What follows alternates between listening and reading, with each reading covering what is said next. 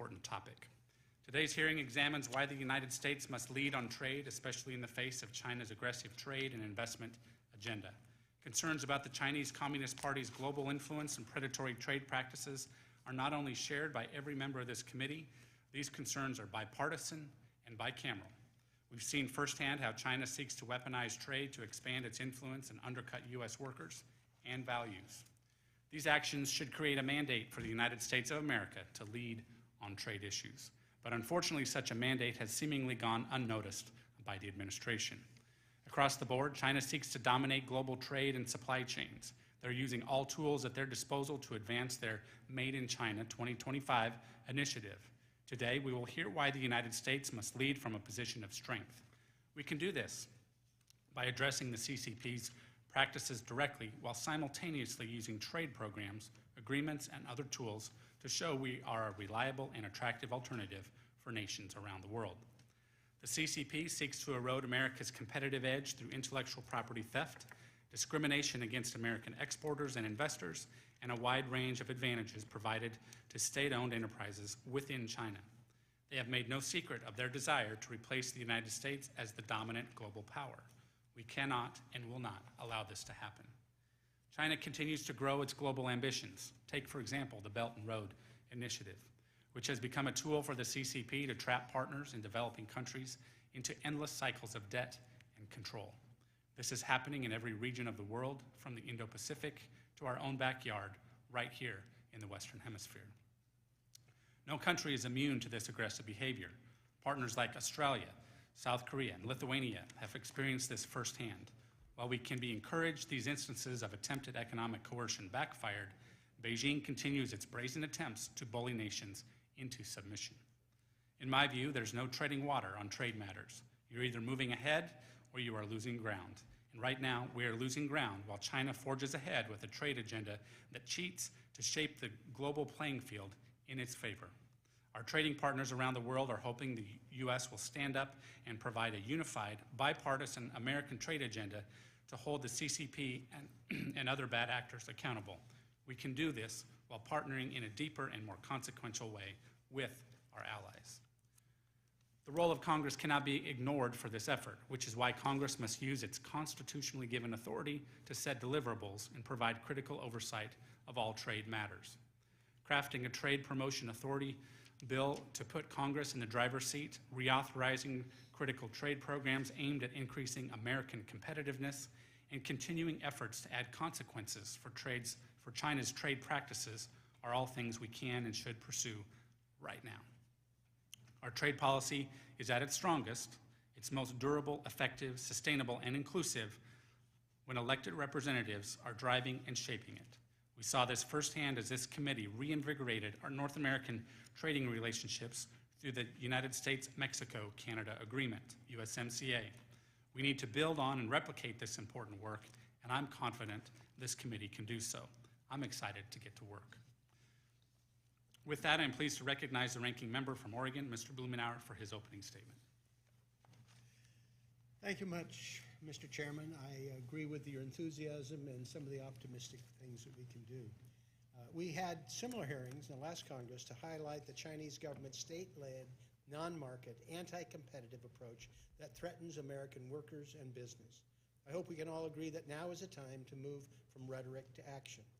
We led efforts to pass forceful legislation in the trade title in the America Competes Act that helped workers and firms who have been displaced by offshoring to China. It incorporated many of the concepts and values that enjoyed the broad bipartisan support that you mentioned in terms of the NAFTA revisions. We would close the de minimis loophole, strengthen our trade remedy laws, create an outbound screen for Chinese investments, and update the miscellaneous tariff bill to exclude finished goods, more than half of which come from China and undercut American manufacturers. This legislation is meant to level the playing field so that American workers and businesses are no longer disadvantaged by the Chinese double standard. For some reason, Mr. Chairman, we were unable to move this forward with Republican support in the last Congress. But I hope that we can do that now to match again the rhetoric with legislative action. American workers and business can no longer wait. The USTR's report on Congress on China's WTO compliance makes clear that China has an abominable record. 20 years of WTO membership, and they still embrace a non-market approach despite China's own commitments that it would pursue open market-oriented policies. If anything, China has doubled down on its anti-competitive trade distorting practices. Today, China is the world's leading offender in creating non-market capacity, as evidenced by the severe and persistent excess capacity in several industries, particularly steel and aluminum. And of course, the Chinese production methods are some of the dirtiest in the world. The resulting overproduction and pollution has distorted global markets and contributed to massive increase in carbon pollution, harming American workers and manufacturers, as well as third countries, where American exports of steel products compete with exports from China. We'll hear from one of our witnesses today, Roy Hausman from the United Steelworkers, and about legislation my friend Terry Sewell has introduced to address some of these unfair trade practices. China continues to exploit the loophole in our customs law. Some Chinese companies have developed a business model centered on exploiting the de minimis provision to evade oversight at the border, avoid paying duties, and undercutting American companies who are playing by the rules. Because of this loophole, there's no way to tell how many of the more than 2 million packages a day contain products made through forced labor, intellectual property theft, or otherwise dangerous. Chinese textile industry benefits from the deplorable treatment and forced labor of the Uyghurs and other minorities in the Xinjiang region of China. Lack of oversight at the American border makes it even more difficult for CBP to intercept these shipments. And as noted by Mr. Hausman, the de minimis loophole can even allow evasion of the Uyghur Forced Labor Prevention Act. Closing the de minimis loophole and addressing forced labor, the fruits of modern-day slavery have no place in the American market. This subcommittee can send a clear signal to China that the United States will unequivocally protect worker and human rights. And we must continue to encourage our allies to boldly respond to China's unfair practices. I stand ready to work with my Republican colleagues on China-related legislation and turn our rhetoric into action. I appreciated the optimistic tone that you took, Mr. Chairman. I think there's a lot of common ground that we can build upon, and I look forward to working with you and the committee on that. Thank you. Now I'm pleased to recognize the chairman of the Full Ways and Means Committee, Chairman Smith, for his opening statement. Thank you, Chairman Smith, Ranking Member Blumenauer, for holding this hearing.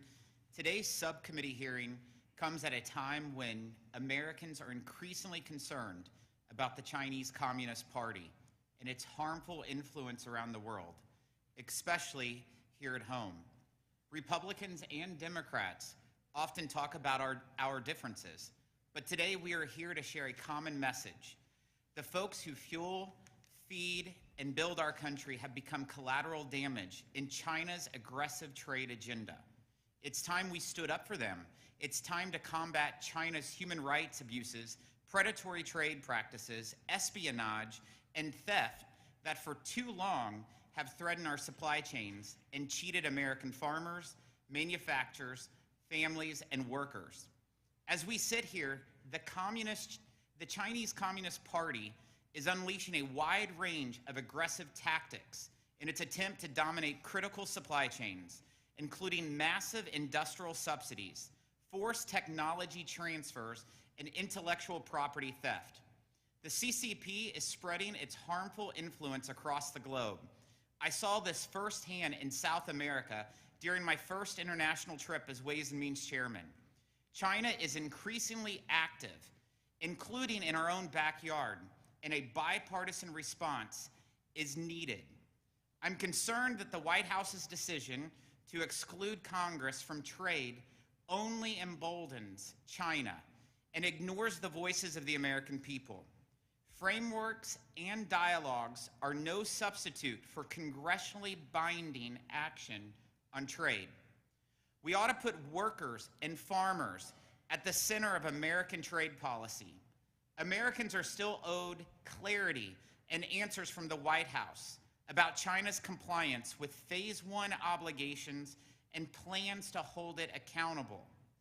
We should build on USMCA's progress through strong enforcement, including standing with Americans who are harmed when our trading partners do not live up to their end of the agreement.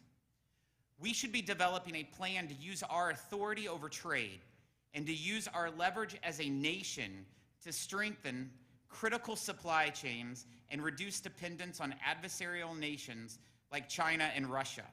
This is a bipartisan effort, and I'm hopeful we can make headway today. I yield back my time, Mr. Chairman. Thank you. I will now introduce our witnesses. Today we are joined by 5 witnesses. First, Mark McCarg, president of none other than the Nebraska Farm Bureau. It is great to have you before the subcommittee to... Nebraska Farm? That's right, the Nebraska Farm Bureau. For your perspective, it's certainly helpful for you to be on the panel. Thank you for making the trip to Washington. Second, we have Jamison Greer, partner at King & Spalding and former USTR Chief of Staff. Thank you for being here.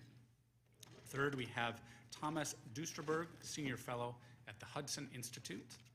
Fourth, we have Matthew Goodman, Senior Vice President and Simon Chair in Political Economy at the Center for Strategic and International Studies, otherwise known as CSIS. And fifth, we have Roy Hausman, the Legislative Director of the United Steelworkers. Mr. McCarg, your written statement will be made a part of the record, and you are now recognized for 5 minutes. Well, good afternoon, Chairman Smith and Ranking Member Blumenauer and members of the subcommittee. Thank you for the opportunity to testify today. My name is Mark McCarg. I am a conventional and organic row crop farmer and hog producer from Merritt County, Nebraska. I currently serve as president of Nebraska Farm Bureau and also serve on the board of American Farm Bureau, as well as serve on their trade committee.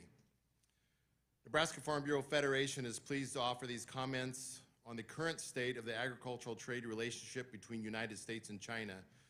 China remains a vital market for Nebraska goods and is consistently a top 3 market for Nebraska products, year in and year out.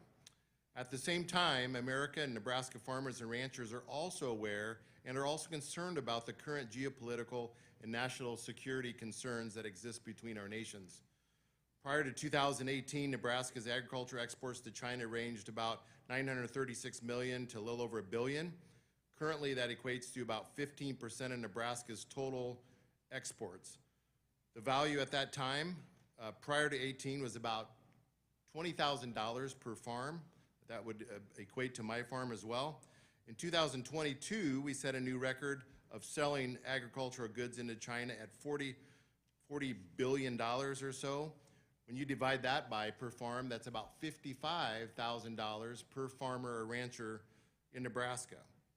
But I also need to point out that despite these significant growths, U.S. market share in China's market remained relatively stagnant in 22 at about 18% of the ag market was U.S. market. That's declined from about 22% from 2013 to 2017. I run through all this data to highlight just how complex the relationship is between the significant competitor and customers. Farmers and ranchers have the same geopolitical and national security, copyright, and trade law concerns that most of you have and many in the industry have.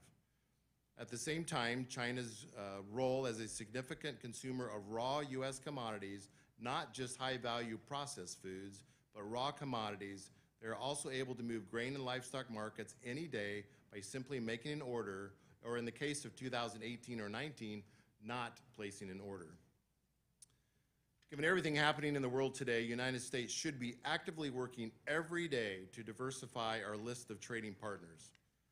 Quite frankly, the biggest disappointment that we in agriculture have with the Biden administration has been their non-existent effort to find new trading partners and pursue negotiations on any new free trade agreement. If I had the opportunity to sit down with President Biden today, I would tell him 2 things as it relates to trade specifically with China. Number 1, sitting back and allowing the rest of the world to finalize new free trade agreements that increase market access and lower tariffs isn't leading, and it sure doesn't send the right message to our competitors or allies. Rejoining the CPTPP and re-engaging with the UK as well as countries like Kenya or on actual free trade agreements would be a great place to start. Whether we like it or not, number two, China is an important customer. Again, we need them, they need us. At the same time, we absolutely have to hold China accountable to their WTO trade obligations. Fixing market access issues that remain on several sanitary and phytosanitary issues on agricultural products, such as the use of rhytopamine in pork, and protecting against issues like intellectual property theft are all key. We must do what we can to ensure our own national security. We must ensure China is playing by the rules. We must also ensure that we aren't continuing to lose access to vital markets. In closing, I want to again thank you for the opportunity to testify today.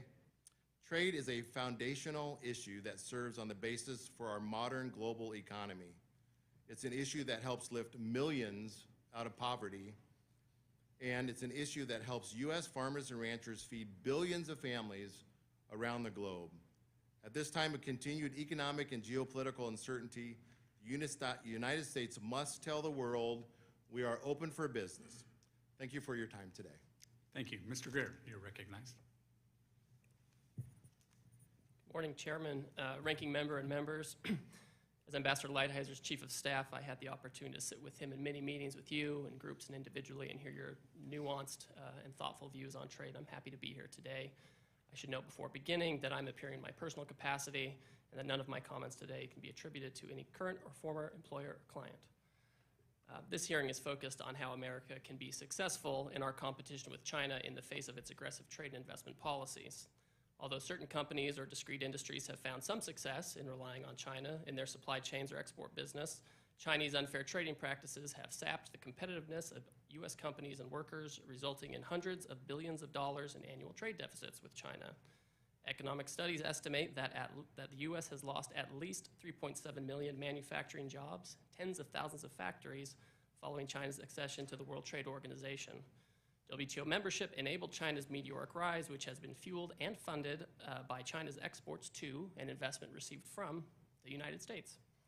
Thus, while our working classes have lost jobs and our supply chains have foundered, China's manufacturing base is incredibly robust and its military position has strengthened.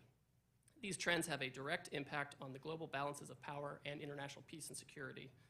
China has a plan to be the economic leader of the world, and then to use that position to export its own model of governance globally. So we can't lose sight of that as we talk about trade and economic relationship with China. You will see this idea referred to in Chinese government discourse by the term the Great Rejuvenation of the Chinese nation. According to writings and speeches of Chinese officials, including Xi Jinping, the plan is to achieve overwhelming global hegemony by 2049. In describing the strategy, Xi Jinping has said that China is, and I quote, building a socialism that is superior to capitalism and laying the foundation for a future where we win the initiative, win the advantage, and win the future, close quote. China's trade policies and practices are a key part of this. My written testimony goes into more detail, but they have a number of non-market practices that are harmful, including pursuing a strategy of dual circulation that prioritizes Chinese domestic production and discourages imports. Massive subsidies to favored companies or industries, regardless of their profitability, market demand, or natural comparative advantages. Construction of excess capacity in key manufacturing industries. High non-reciprocal tariffs on U.S. imports. Non-tariff barriers on imports like pseudo-scientific requirements and other regulatory obstacles. Forced technology transfer, which we could talk about for days. Discrimination against U.S. goods and services. Opaque and discriminatory government procurement programs. Periodic currency manipulation.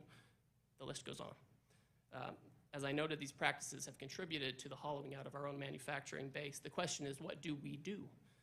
While many policies can affect our economy, such as tax, monetary, industrial policy, energy policy, trade policy plays a key role as well. We can talk about negotiations and market access, which are important, but I want to focus a little bit on enforcement. In 2018, when I was at USTR, you will know that we started an investigation under Section 301 of forced technology transfer. After enforcing the results of that investigation, we ended up with substantial tariffs on Chinese imports, including those that benefited from forced technology transfer. And then we concluded with the Phase 1 agreement with China, where they allowed us to keep the tariffs in place, which gives us some room for leverage and enforcement. And importantly, where they also agreed to substantive changes with respect to agricultural regulations, financial services, intellectual property. They made commitments. And the important thing as well about the agreement is that it had an enforcement mechanism, one that was established where on a monthly, quarterly, and semi-annual basis, leaders in the United States and China could get together to resolve these issues and resolve them before they became conflagrations. I haven't seen that enforcement mechanism being used, and maybe things are going on behind the scenes, but I don't know. I think it would behoove the government to do an assessment of Chinese compliance or non-compliance, as the case may be, with the Phase 1 trade agreement and how to enforce it. There are a variety of other ways we can enforce. I would say we should consider either revoking permanent normal trade relations with China, or at least going back to a world where we look at where we were with the Jackson-Vanik Amendment, on an annual basis, Congress and or the President looking at whether China should continue to receive most favored nation status. And we should use sanctions on China where appropriate. We should continue to use export controls. We should use Section 301, Section 232 where appropriate. We should take actions in government procurement to ensure that we don't have products used in our contracts and programs from suspect Chinese companies.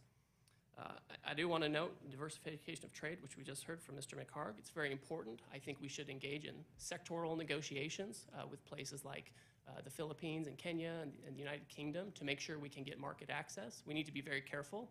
To the extent there are any trade agreements, they should incorporate the great things you all agreed to in the USMCA on labor and environment and rules of origin. And I'll yield back my time. Thank you. Thank you, Mr. Greer. Mr. Dusterberg, please proceed. You want to turn on your microphone? Chairman Smith, Ranking Member Blumenauer, members of the subcommittee, thanks for having me today to comment on this important topic. I want to note first from the outset that China, under the leadership of Xi Jinping and the CCP, has pursued a policy of achieving economic independence and as much dominance in the world economy as possible. In a real sense, they are pursuing a policy of decoupling using the tools of mercantilist policies, which many of you have already noted. They also want to free their economy from dependence on the dollar so that economic sanctions using the financial system cannot be used against them. The economic impact on U.S. manufacturing and increasingly on the financial and digital commerce sectors is well known. I want to emphasize in my work that the Chinese economy exhibits growing weaknesses under CCP leadership. The policies I will suggest to address the Chinese mercantilism are in part designed to take advantage of these weaknesses and undermine the ability of the Chinese leadership to achieve its economic and political goals.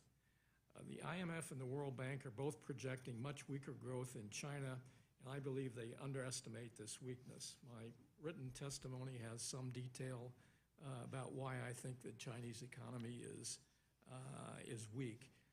Growth in China in the past has been driven by massive capital investment, growth in consumption, and aggressive exploitation of open global markets to create persistent trade surpluses. But in recent years, investment returns have weakened, the housing bubble has burst, the government and banking balance sheets have been over-leveraged, and consumer spending constrained by the demographic decline and the need for precautionary savings to pay for education, healthcare, and old age. In these circumstances, China is even more dependent on access to Western finance and foreign markets for driving growth. Because of this dependency, the U.S. trade and investment policies, such as those already in place, can and should be reinforced to take advantage of these growing weaknesses and, hopefully, to induce change in Chinese mercantilist policies. The policies I want to emphasize first are in trade, enforcement of WTO obligations, and deployment of U.S. unilateral trade instruments. Mr. Greer and others have already commented on some of these. I agree that the Phase 1 agreement should be enforced, but also that many U.S., because of the weaknesses of the WTO structure, we should continue to use unilateral tools available in the United States to pursue our goals. Finally, I want to emphasize that the U.S. should re-emphasize the WTO concept of reciprocity. Chinese protectionist practices, such as its failure to provide access to Western digital platforms, payment systems, and social media, while its firms enjoy access to Western markets, should be fought back against by prohibiting online retailers such as Alibaba and Shine to be banned, and also social platforms like TikTok and WeChat. Finally, the United States should emphasize the creation and use of regional trade agreements. I think we need to be present on the playing field, including negotiating to rejoin the CPTPP. In terms of investment tools, the U.S. should consider more vigorous efforts to discourage or prohibit investments in Chinese firms where national security is endangered. We do need a reverse CFIUS process. We should cover research projects and venture capital investment as part of the reverse CFIUS process. We should also, in terms of financial policy, label China as a currency manipulator. This action should undermine confidence in the renminbi as Beijing tries to attract more foreign investment, make it a bigger part of trade finance. Finally, the United States should address the growing debt crisis in the developing world, which is linked in important ways to China's Belt and Road Initiative.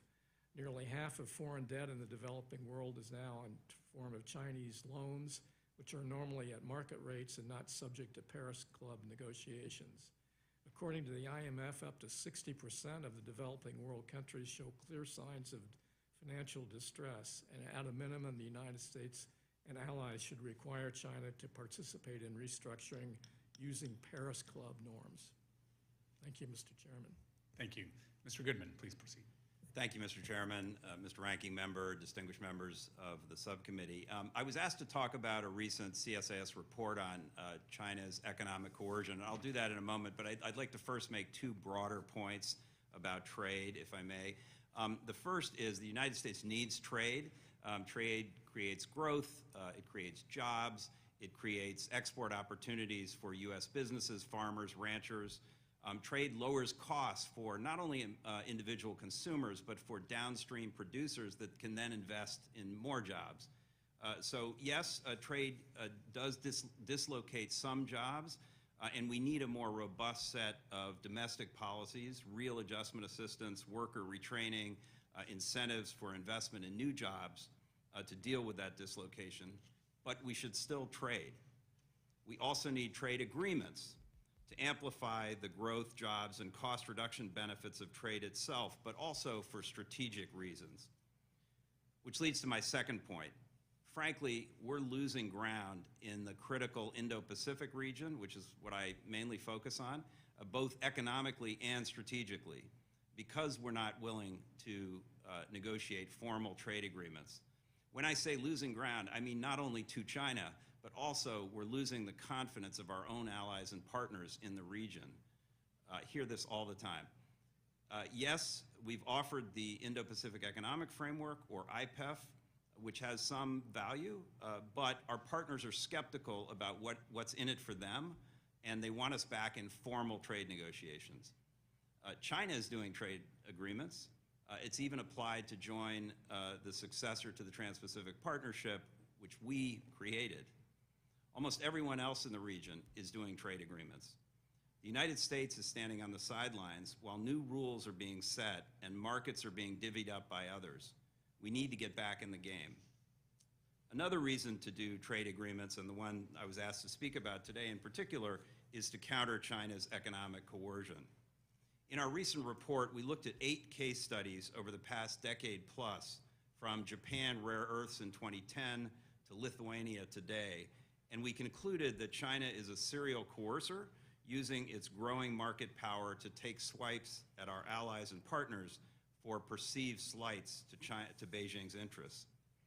Although China's coercion often fails in its tactical aims and can be counterproductive to Beijing's own strategic interests, pushing countries away from China and toward us, China's behavior is disruptive and divisive, and we need to do more to deter Beijing from doing it.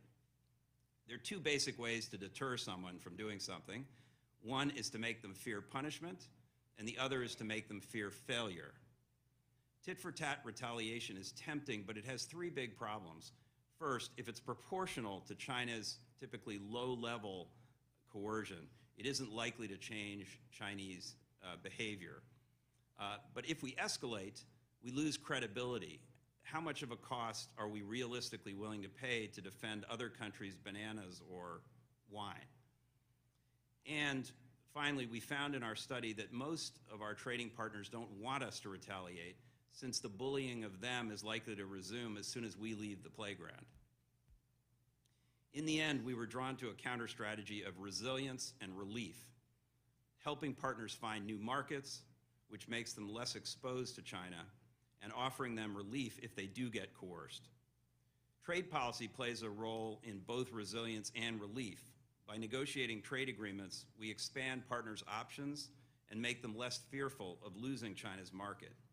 By offering trade relief, we help offset the costs of coercion and persuade our allies that we have their back.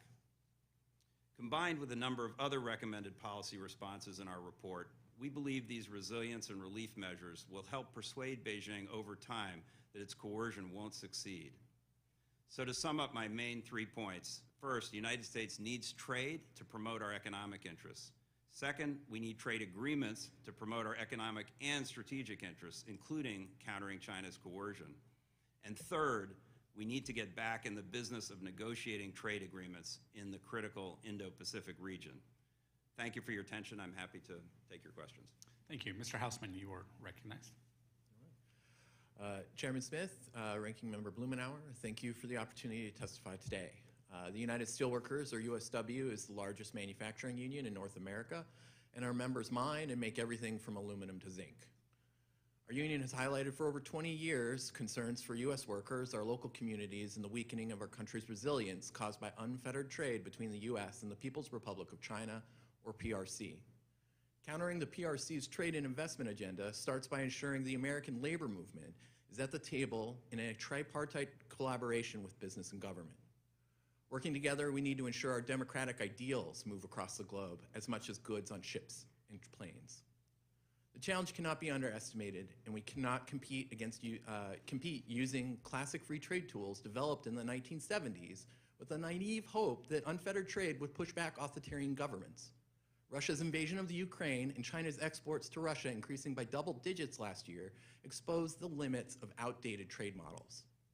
Focusing on 3 broad categories, the union encourages Congress to modernize trade agreement rules, update our trade tools to better account for China's outward expansion, and at every step of the way, ensure workers across the globe have democratic rights to freedom of association and independent labor unions.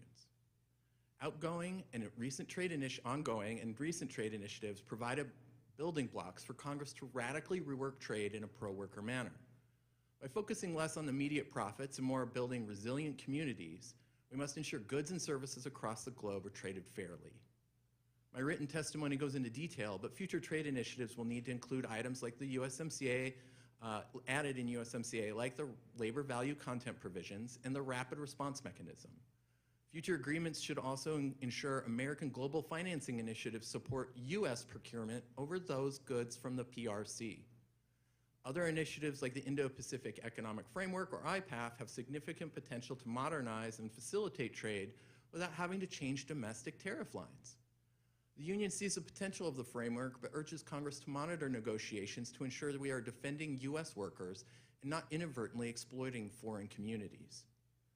Another initiative Congress should also approach with an open mind is the steel and aluminum global arrangement. This negotiation between the EU and the US has real potential to limit state-fueled, non-market, and carbon-intensive steel and aluminum production from entering our market. Countering the PRC's trade and investment strategy will also require retooling our trade enforcement regime to address China's third country subsidies, commonly known as the Belt and Road Initiative. This includes passing legislation like the Leveling the Playing Field Act 2.0, introduced last Congress by Representative Sewell and Bill Johnson. It also means closely looking at the GSP program to ensure that we are not letting content from the PRC seep through GSP beneficiary countries. This committee should also focus on how to defend against market concentration of commodities by the PRC. When nearly 100 million tons of PRC-funded steel projects, the equivalent of 1 year's U.S. production, are going into Southeast Asia using carbon-intensive technology, and a new state-owned PRC entity will centralize iron ore buying to push down prices, we need to prepare tools to defend our country's modern steel industry against the PRC's market concentration. Finally, I have in my hands here a TA petition from Waynesville workers in North Carolina. The state filed this petition for over 1,000 workers because of Chinese and other country imports idling their mill. Last Congress appropriated money for the TAA program in a simple reauthorization, but a simple reauthorization by this committee would mean this petition and others for over 24,000 workers could be heard so that they can get job retraining benefits in their time of need. If we want to compete against China, it makes sense for us to provide robust job training benefits to workers negatively impacted by Chinese trade. In conclusion, the largest difference between the U.S. and the PRC trade and investment agenda are the values we put behind our country's trade and expansion efforts. Ensuring our trade initiatives do not exploit workers globally, and ensuring U.S. workers benefit from our country's trade initiatives must be at the forefront of policymakers' decisions. President Reagan recognized this in 1981 when workers in Poland rose up and fought to have their rights for an independent trade union. Congress should begin to defend American workers through proactive, pro-worker trade agenda built on fostering exports and deflecting China's market concentration in a host of goods being dumped on our shores. Thank you for your time, and I look forward to answering any questions you may have. Thank you. Thanks again to all of our panelists. So now we'll move into the question and answer session. I'll begin with that. And again, I can't thank you enough for sharing your expertise. Mr. McCarg, obviously you represent a great state, a vibrant agriculture sector. Incidentally, you live in the largest ag district in America, and grateful for your engagement. You spoke about the need to diversify our exports and identifying markets and market access, and so that we don't become too reliant on any single trading partner, and I certainly agree. And we must increase market access in the Indo-Pacific region specifically. I do worry that the administration just sees things much differently than that, unfortunately. But could you highlight some examples of markets in the Indo-Pacific region that would be great opportunities for growth in ag exports? And do you believe that the Indo-Pacific Economic Framework, IPEF, will do enough to level the playing field for producers themselves? Well, I think when we look at the Indo-Pacific region, I think there's tremendous opportunity, quite frankly, and when we have these conversations about just agreeing to talk about trade, I think that just really falls short versus actually looking at true trade agreements. You know, when I visit with my farming neighbors, and we're at the coffee shop and we're having conversations about trade, many of them don't really understand the dynamics of trade and how it all works. They just know that when they hear on the radio that, for instance, China is in the market and they're purchasing grain, they know that the market goes up. They also know that if there's a down day, a lot of times you'll listen to the commentaries and there'll be something related to one of our large trading partners deciding not to purchase product. So when you think about the Indo-Pacific, you think about the population base, you think about the potential growth there. We need countries like that as well to, when they talk about doing a purchase of ag products, they move the market as well. So when you think about the concept of possibly decoupling from China, within the agriculture sector, the only way that that really works for me, when you think about our trade with China is $55,000 per farmer or rancher, what are we going to replace that with? And I think we need to do it with regions like the Indo-Pacific, but you think about also Africa, Kenya, We need these countries that are actually purchasing raw commodity products. So on our farm, we sell commodities. We don't actually sell a processed food. So when we sell $1 million of raw commodities, that has a huge effect that's directly related to my farm. When we say $1 million of processed food, 10% of that may be going to the ag sector. So it's really important, whoever we trade with, that in the agriculture sector, that we talk about raw commodities that's very different than some of these other trading types of products. Okay, thank you. My next question, Mr. Greer, I appreciate you sharing your perspective, a unique and helpful perspective. The Trump administration rightly highlighted China's IP theft and forced technology transfer policies. China is also aggressively seeking to dominate global medical supply chains, as we know. In the face of this, it is deeply concerning that the Biden administration has completely undermined, in my opinion, the American innovation through the TRIPS waiver. It seems the administration is content to see the medical supply chains shift abroad because of this. And so, given your perspective, how would you say the TRIPS waiver impacts our credibility when it comes to protecting our innovative edge? And could you speak to China's ambitions in the greater medical sector? Certainly, Mr. Smith. I'll start with your last part. China's ambitions, whether it's medical devices or pharmaceuticals or biologics or other life sciences, this is an area where they want to take over the global economy. They want to corner the market on this, not just in the manufacture, but also in the innovation of these products. And intellectual property is key to this. When I hear about a waiver of intellectual property protections, to me that sounds like the reverse of enforcement. Obviously, we're very sympathetic to the COVID-19 pandemic, and for that reason, the TRIPS agreement actually has an article built into it to allow for compulsory licensing in the event of such a pandemic, and something that should and could be used in these kinds of situations. So I think that we want to be worried about enforcing rules, using existing flexibilities, rather than trying to get rid of enforcement or weaken rules that in the end could actually benefit China. Thank you. Mr. Duesterberg, you've extensively researched China's ambitions on the continent of Africa and its efforts to dominate global critical mineral production. Can you discuss how trade tools, including trade preference programs like AGOA and GSP, can support our efforts to counter China's influence in the region and across key supply chains? Thank you for that question, Mr. Chairman. I think the AGOA bill could be potentially used somewhat for lowering tariffs on imported products. But really the fundamental problem with China and Africa is that they have rather skillfully come to control basic mineral production, from mining through processing through creation of final products. What would be your recommendation moving forward then? Well, my recommendation moving forward would be to use U.S.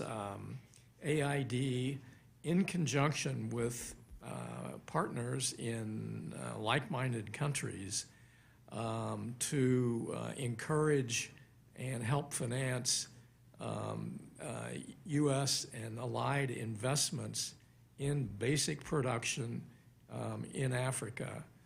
Now, the G7 last year adopted something called, I think, the Build Back Better World program, which was designed to coordinate efforts of the G7 in areas like this. To my knowledge, there hasn't been much follow-through. The Japanese have the chairmanship of the G7 this year, and I think they're meeting next month. That might be a opportunity to reinforce the need for this. But the fundamental need is really for our companies to get some assistance to be on the playing field, so to speak, in producing the raw minerals themselves. Okay, thank you. I now recognize Ranking Member Mr. Blumenauer for your questions. Thank you very much, Mr. Chairman. I appreciate the testimony. Mr. McCurdy, your notion that we're looking at a complex set of interrelationships, I think, is well taken. And the distinction between commodities and processed food in terms of the value added for Americans, I think, is very important. Mr. Greer, at some point, I would look forward to being able to entertain your ideas for more aggressive enforcement. You indicated you had a number of them. I assume your extensive work with our friend Mr. Lighthizer gives you a sense of going forward on that. And it just, I must say, just continues to drive me crazy. I was one of those people that took the Chinese representations at face value, voted to get them into the WTO. Watching now, 20 years later, they're doing this dual track, playing the developing country when it suits their purposes, is maddening. And I'm hopeful that our committee can focus on things that will make a difference to be able to hold them accountable and avoid this, this dual standard. One of the things that I'm interested in are some specific things we can do to undercut Chinese exploiting opportunities to take advantage of us. I've referenced and have put forward legislation on the de minimis loophole, where they are now importing directly over 2 million packages a day that escape any meaningful detention. No sense of defective products. I'm wondering, Mr. Hausman, you want to just elaborate for a moment from your perspective about the extent to which it would be important to close the de minimis loophole for the Chinese? Yes, Ranking Member Blumenauer. You know, this idea of an $800 de minimis, it allows for a significant amount of direct consumer shipments of goods from, you know, everything, the most common that everyone knows is Shein, this clothing company, right? And this idea that, China, for example, has a $10 de minimis. We aren't even able to compete on the same level from here in America on a de minimis level between the two countries. And then you add into the fact that, a lot of the clothing items that Shein is producing has the potential of cotton from the Xinjiang region, where forced labor practices, and has been highlighted by the State Department, is the potential for genocide. I think that we need to really readdress this issue of an $800 de minimis with China particularly. To say nothing about exploding bicycle batteries. Yeah. There's some creative invoicing by these Chinese sources that will get the sum of money below $800. Yeah. And this is an area, Mr. Chairman, I hope we can pursue.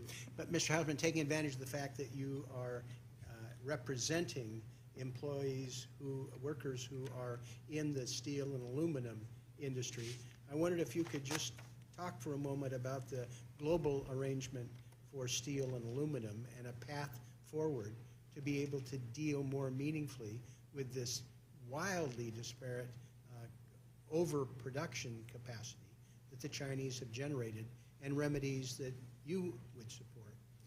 Yeah, no, thank you, Chairman. And this is, look, global steel making capacity has increased for the 4th year in a row, while utilization has shrunk globally. Okay, which means that our plants aren't operating as efficiently as they can.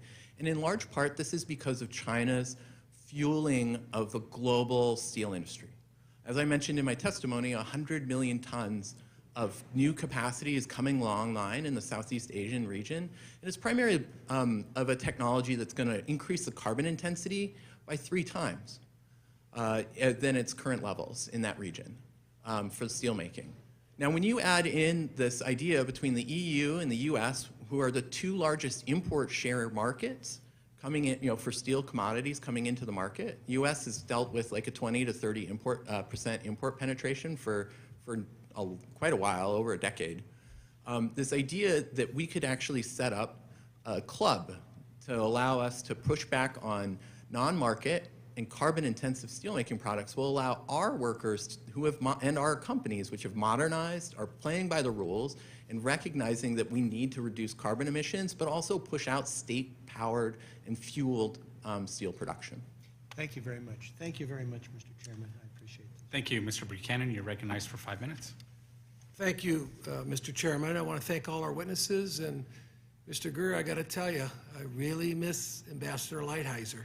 We are active, we are engaged on this committee, and there hasn't been much active or very engaged. If there is, nobody knows about it from my standpoint.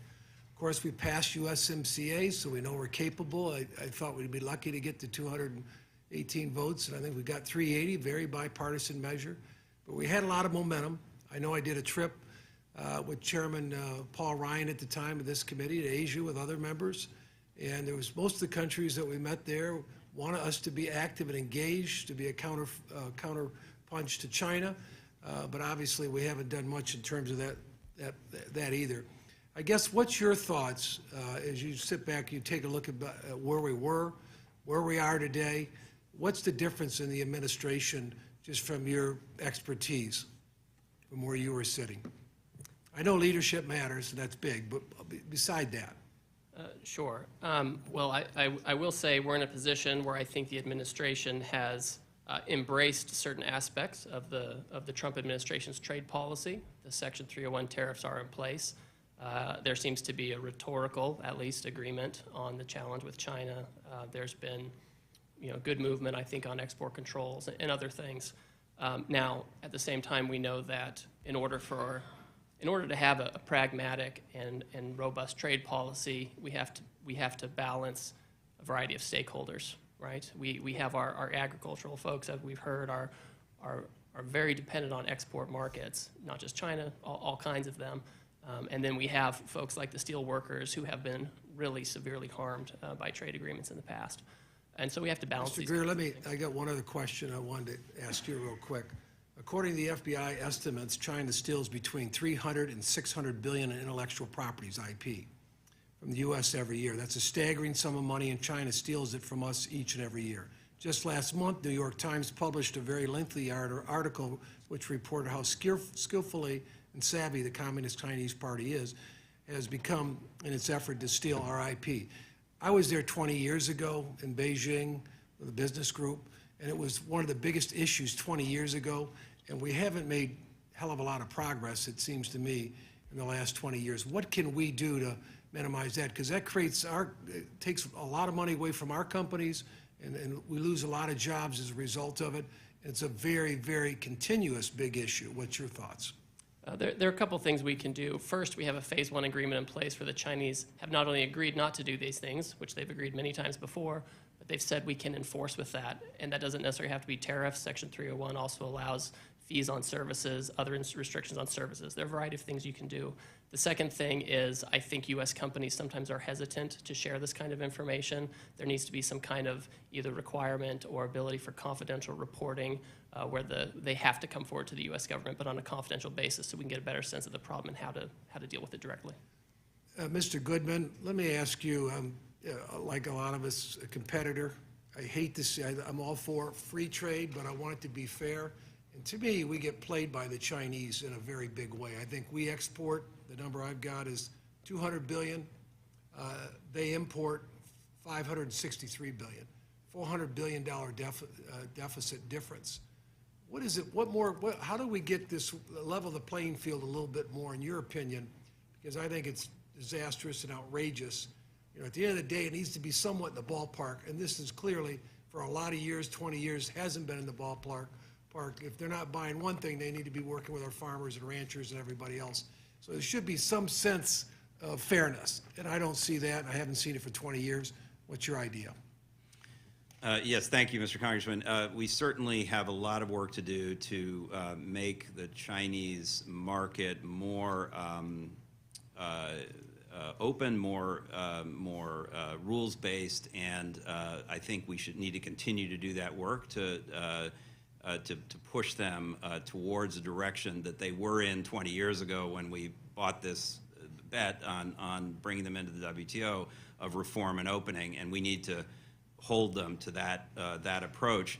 I also think, embedded in your question is our large dependence and other partners of China, trading partners, a huge dependence on China for just a wide range. Pretty much everything we're looking at has a China nexus. And I think part of what we're all talking about and looking at now is a way to reduce that excessive dependence while continuing to have fair and balanced trade with China. Thank you, and I yield back. Thank you, and pursuant to committee practice, we will proceed with 2-to-1 questioning, so we'll begin that with Mr. LaHood and proceed to the other side after that. Thank you, Mr. Chairman. I want to thank all of our witnesses today for your valuable testimony here today. A robust trade policy is incredibly important to me and my constituents. As I think about my district, it's heavy agriculture and manufacturing, whose jobs and economic success rely on opportunities to send our great American products all over the world. However, when countries don't play by the same rules and standards as everyone else, this causes problems. Non-market countries like China, who engage in malign and predatory trade and economic practices, must be held accountable. China plays the long game through coercive trade and economic agreements, pressuring countries around the world to cede to their terms for investment. I also serve on the Intelligence Committee and the new Select Committee on China, and I learn every day about the growing threats from China. And I believe the Biden administration is missing key opportunities to push back against and hold China accountable for their trade practices. The United States should be investing in substantive trade policy with partners and allies in the Indo-Pacific region to strengthen global trade policy and make it harder for China to manipulate the system. Mr. Duestenberg, I think we can all agree that China has outsized economic ambitions, but they manipulate the global economic system and multilateral institutions to get their way. It's been over 20 years since we allowed China into the WTO. In retrospect, was that a mistake? Why or why not? Well, I was one of the few on my side of the aisle to argue against letting them in the first place. So I think it was a mistake. So what do we do now? I can agree with Mr. Jameson about possibly considering going to an annual renewal of MFN status. But I think it also is incumbent on us to think about alternative structures that exclude China. China is a mercantilist nation. We have lots of friends. I wish we had more friends, more staunch friends, for instance, in Europe, who agree with us on things, but I do think that we should try to erect other trade agreements, and I've argued for regional agreements. We could expand NAFTA. I do still think that we should join the CPTPP. Mr. Jameson mentioned sectoral agreements. We need to have alternative structures that exclude China, because China is not a faithful enforcer of its own agreements. Thank you. Mr. Goodman, I and many of my colleagues have expressed our concerns about IPEF, and you mentioned that, as an insufficient tool to counter China's influence in the Indo-Pacific region, particularly because it has no enforcement mechanisms, in my view, non-market access. How would you assess from a regional perspective, IPEF as a counter or an alternative to CPTPP? Thank you, Mr. Congressman, and I agree with you. I think one of the problems with IPEF is that it is not a formal trade agreement that's going to have an enforcement mechanism, and I've seen many of these executive agreements over the years that can do useful things, but they tend to get put in a drawer and then not followed up on, and so there's no substitute for having an agreement that is approved by Congress and then has built-in enforcement mechanisms. So I think that is one of the reasons that we ought to be looking at things like CPTPP or some other arrangement that is more like a traditional formal trade agreement. Can I just, in the answer on the other question, I should have added IP and subsidies, huge issues in China, and we ought to be taking those on, including working with allies, as Ambassador Lighthizer was doing with this trilateral with Japan and Europe. That kind of effort is really important in getting China to address some of these practices that we're all troubled by. Thank you. Mr. Greer, the question that I asked Mr. Duestenberg about whether it was a mistake 20 years ago to allow China into the WTO,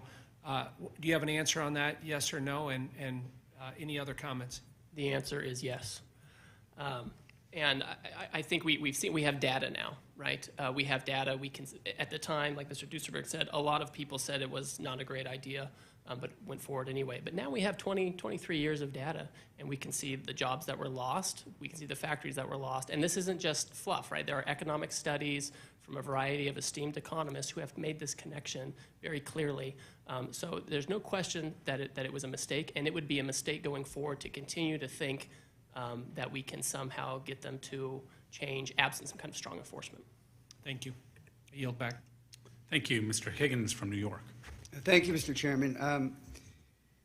I think most agree that what oil was to the 20th century, electrification will be to the 21st century in terms of global dominance relative to the world economy.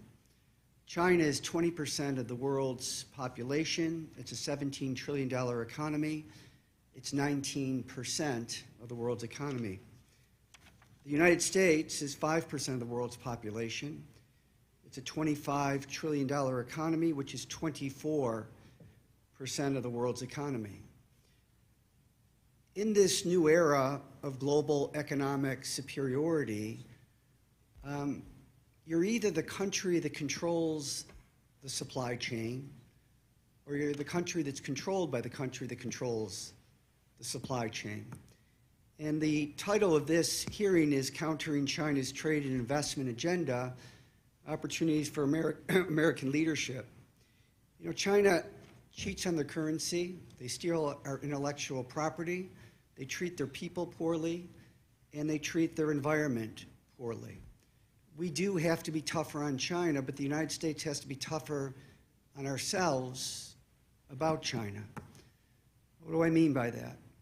China was investing $1 trillion in infrastructure in Africa 15 years ago, not to help the people of Africa, but to exploit Africa to position itself to become a superior economic force. China mines or refines 68% of the world's nickel. China mines or refines 73% of the world's cobalt. China mines or refines 40% of the world's copper. And China mines and refines 59% of the lithium, which is also called white gold in the 21st century because of the emphasis on electrification. There are 200 mega battery manufacturing plants that are either online or will be completed by 2030 for electric vehicles. 11 are in North America, 21 are in Europe, and 148 are in China. China has 80% of the global lithium-ion manufacturing capacity. Not only are we being outpaced, we're getting clobbered. And unless and until Democrats and Republicans within the American government make a decision to gain access to these raw materials, we can never catch up. And we will always, in the 21st century, be controlled by the country that controls the world supply chains. So, Mr. Duesterberg, you had made reference to this relative to rare earth materials and minerals. Your thoughts on this? Well, it's not as if we don't have natural resources in the United States and in our countries that are very friendly to us, Canada and Australia especially. The mistake we've made, I mean, China has been very aggressive about capturing these various resources. Yeah. They put a huge amount of capital investment into this, not only in Africa, but in Latin America.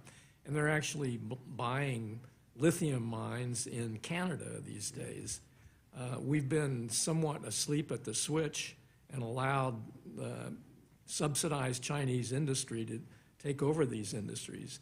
We can and should start to exploit the resources that we and our allies in friendly countries have. We've started this in rare earths. We have a new mine, the old Mountain Pass mine is up and running. We're working with Australia. We could do this on uranium if we're ever going to reinvigorate the nuclear. Yeah, my time is power. almost up. I'm sorry to interrupt, but let me just say this to you. There are 17 mines in Africa that mine rare earth minerals and metals. 15 of the 17 in South Africa, Congo, Mozambique, are either owned or controlled by China. 17 of 15. Now, there are mines throughout the world, I understand that, but at least we have to acknowledge that we are considerably behind. You can't just flip a switch and be ready to compete with what another country has done with its resources, regardless of how they've accumulated those resources 15 years ago. Because what Africa is rich with is precious metals and minerals, and they're way ahead of us. And I'm just simply underscoring the need for America to be more aggressive in their competition. Thank you, sir. Thank you. Mr. Arrington from Texas. Thank you, Mr. Chairman, witnesses. I want to follow on some of the comments and thought process from Mr. Higgins, my friend, with respect to China and this very interesting, I have a hard time describing, quite frankly, the relationship we have with them. I come from one of the world's largest agriculture production centers, oil and gas, energy in general. I know how big and seductive their market is, but I've just got a few questions to sort this out in my head. I just seem to always be perplexed by this conundrum. Mr. Goodman, is China one of the worst human rights violators in the world community? China's human rights are atrocious. Atrocious. Does China steal our intellectual property, as has been reported, force some of these transfer agreements, et cetera? Do they steal our intellectual property? Yes, that's been a central part of their development strategy. Do they spy on Americans? Yes.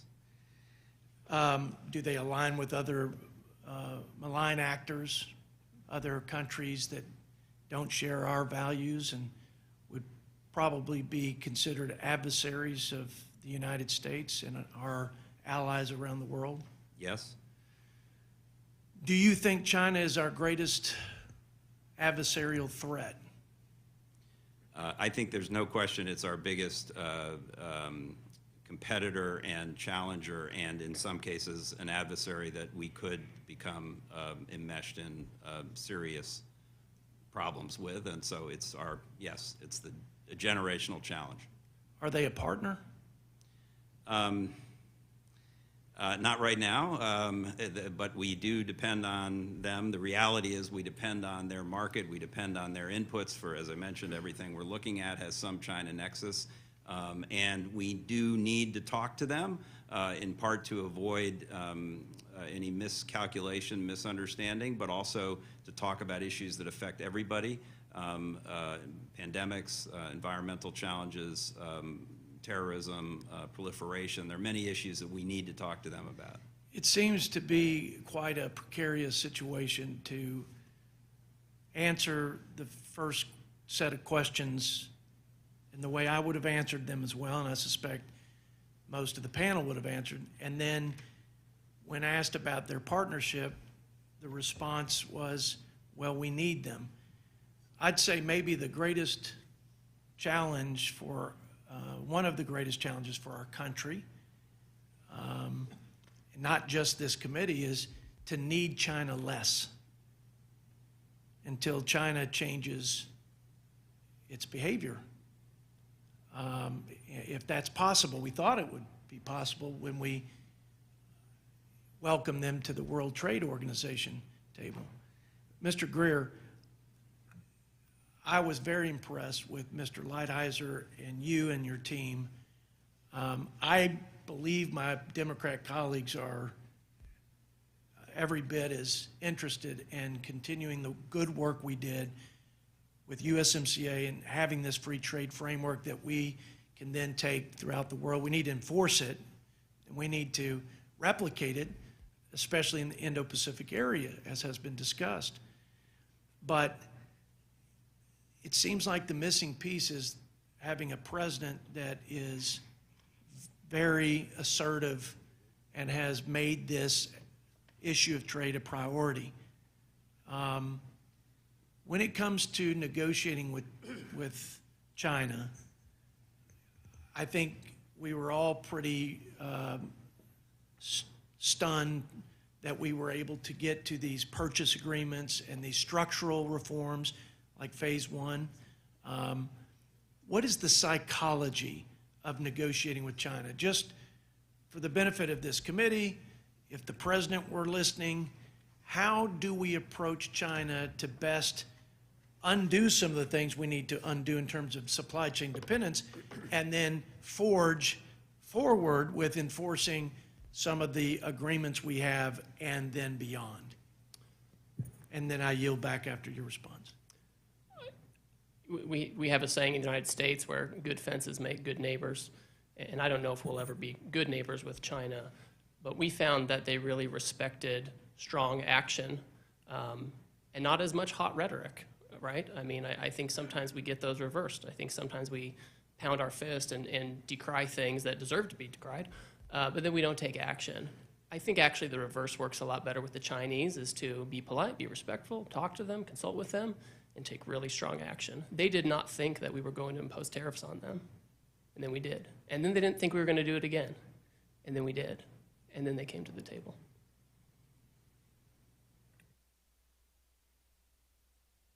Thank you. Mr. Estes.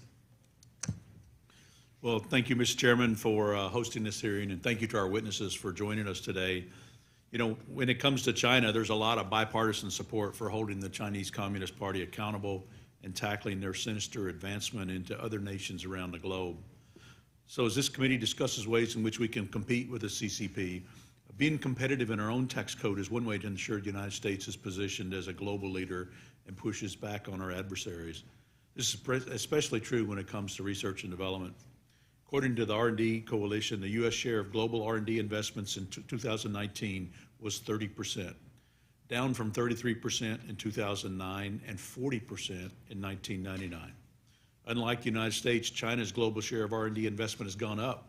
It was 24% in 2019, a big jump from 5% in 2000 and 15% in 2009.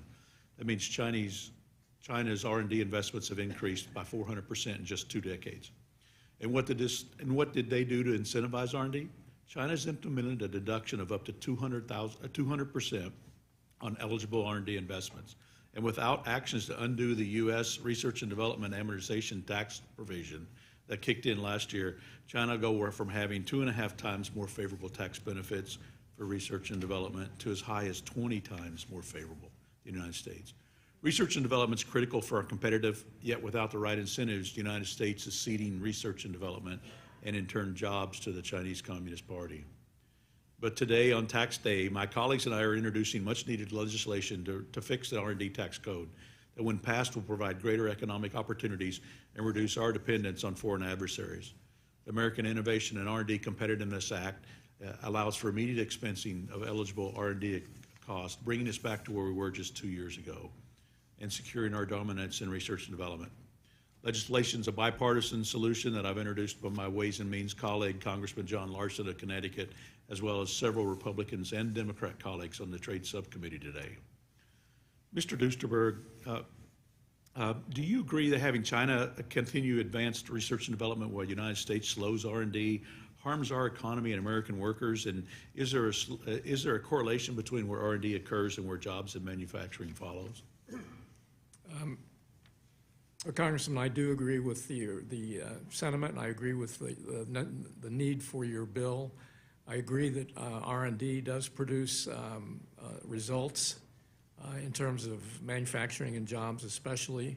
But I would just caution people to not overestimate the efficiency of Chinese research and development and their scientific research. I think we're much better at that than they are. I would also note that it would be useful, I think, to continue the trend towards more support for basic research and development. Most Chinese research is in the area of development.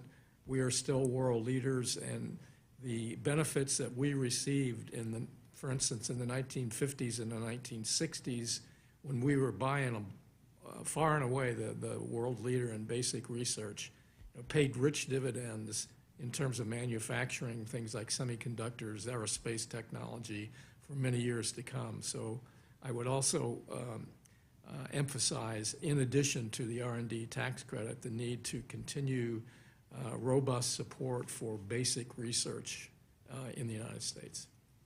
And yeah, there's always that trade-off between basic research and applied research and application. So, in addition to talking about research and development, we know China has been stealing American innovation and technology, and now the Biden administration is working to give away our vaccine innovation through the WTO TRIPS waivers. Mr. Greer, you mentioned earlier talking about our intellectual property.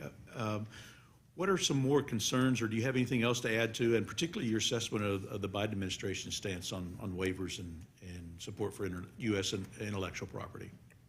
Certainly, Congressman. With respect to intellectual property generally, you'll recall that intellectual property was actually at the heart of the Section 301 investigation that gave rise to the current tariff regime on China. So that was something where everyone agreed that this was a problem and we should deal with it.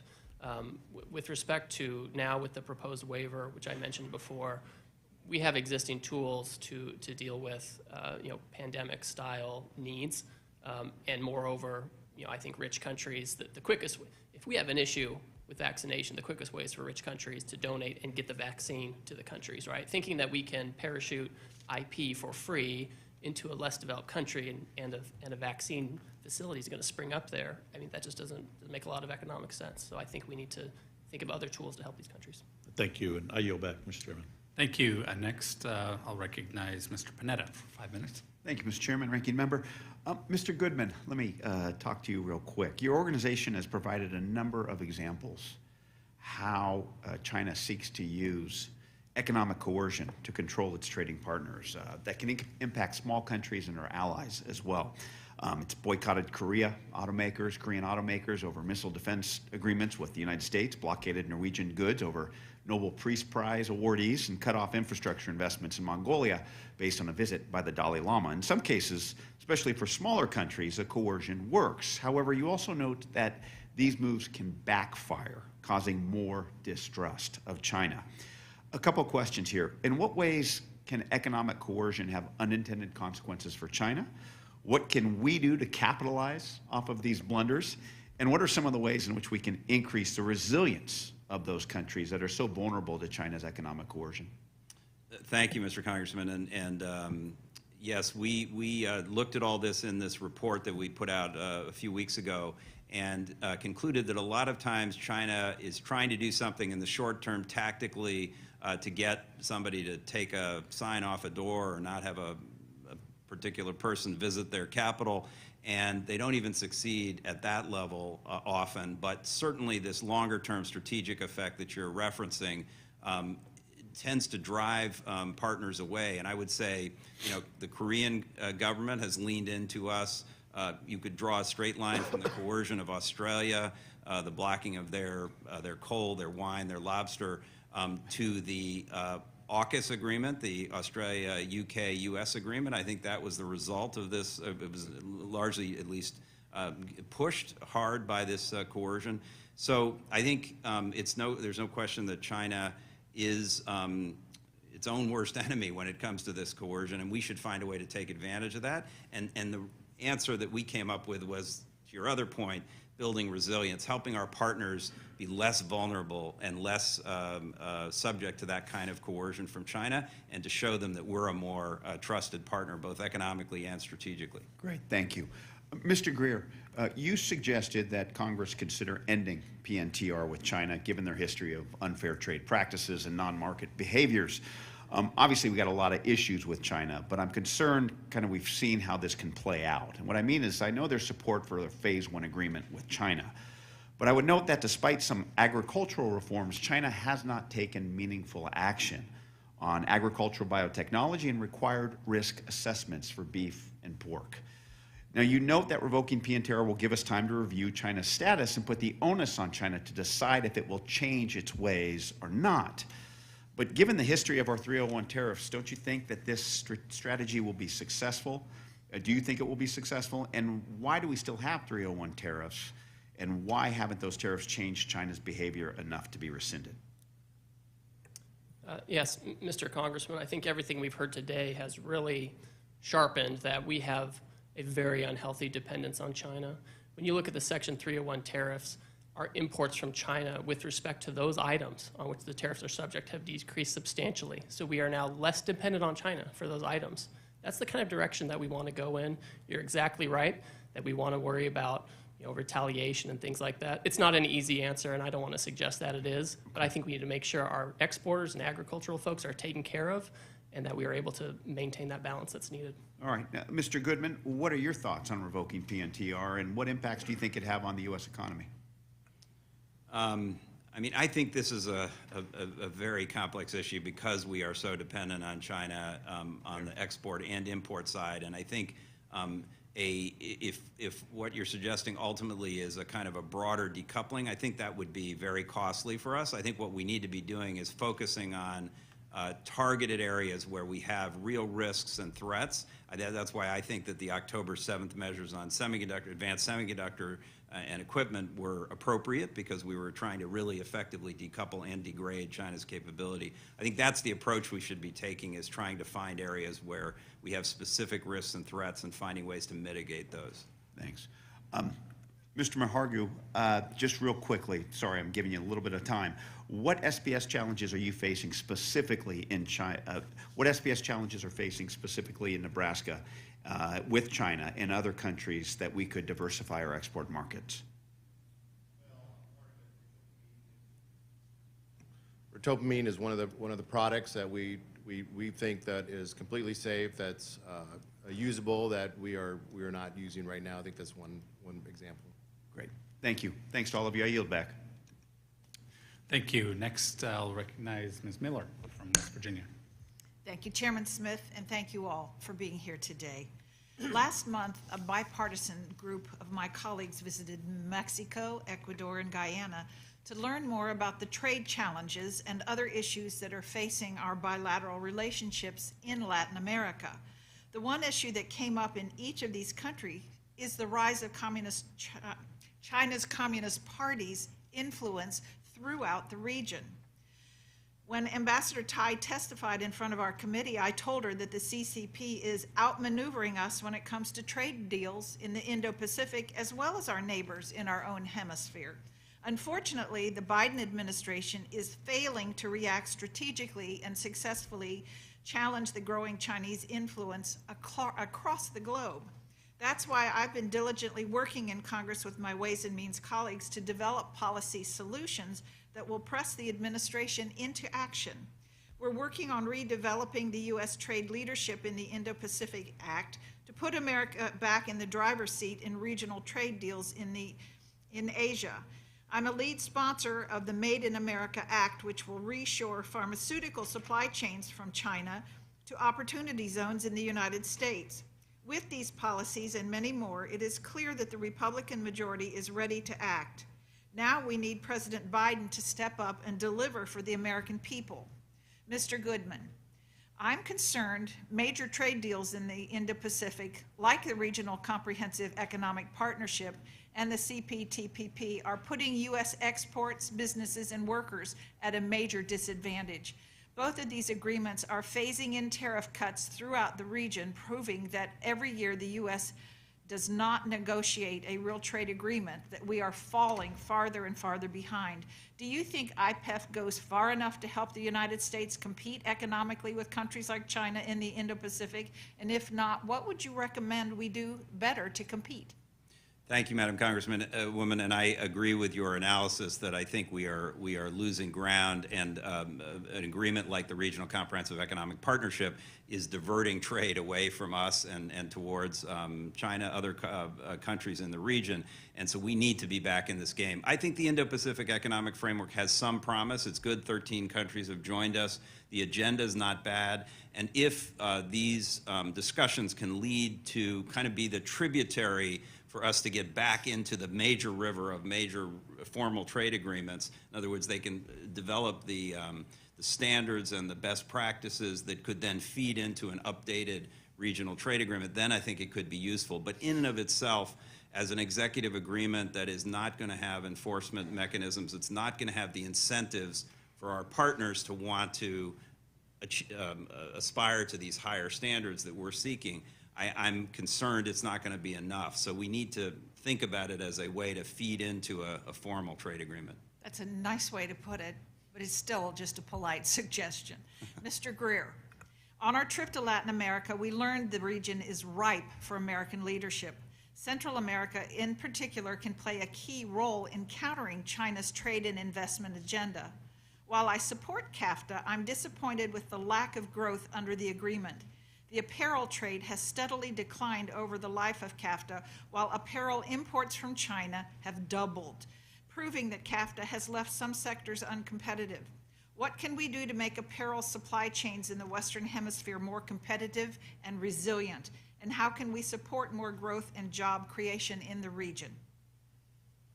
Congresswoman, as you mentioned, we already have a series of strong FTAs in the region.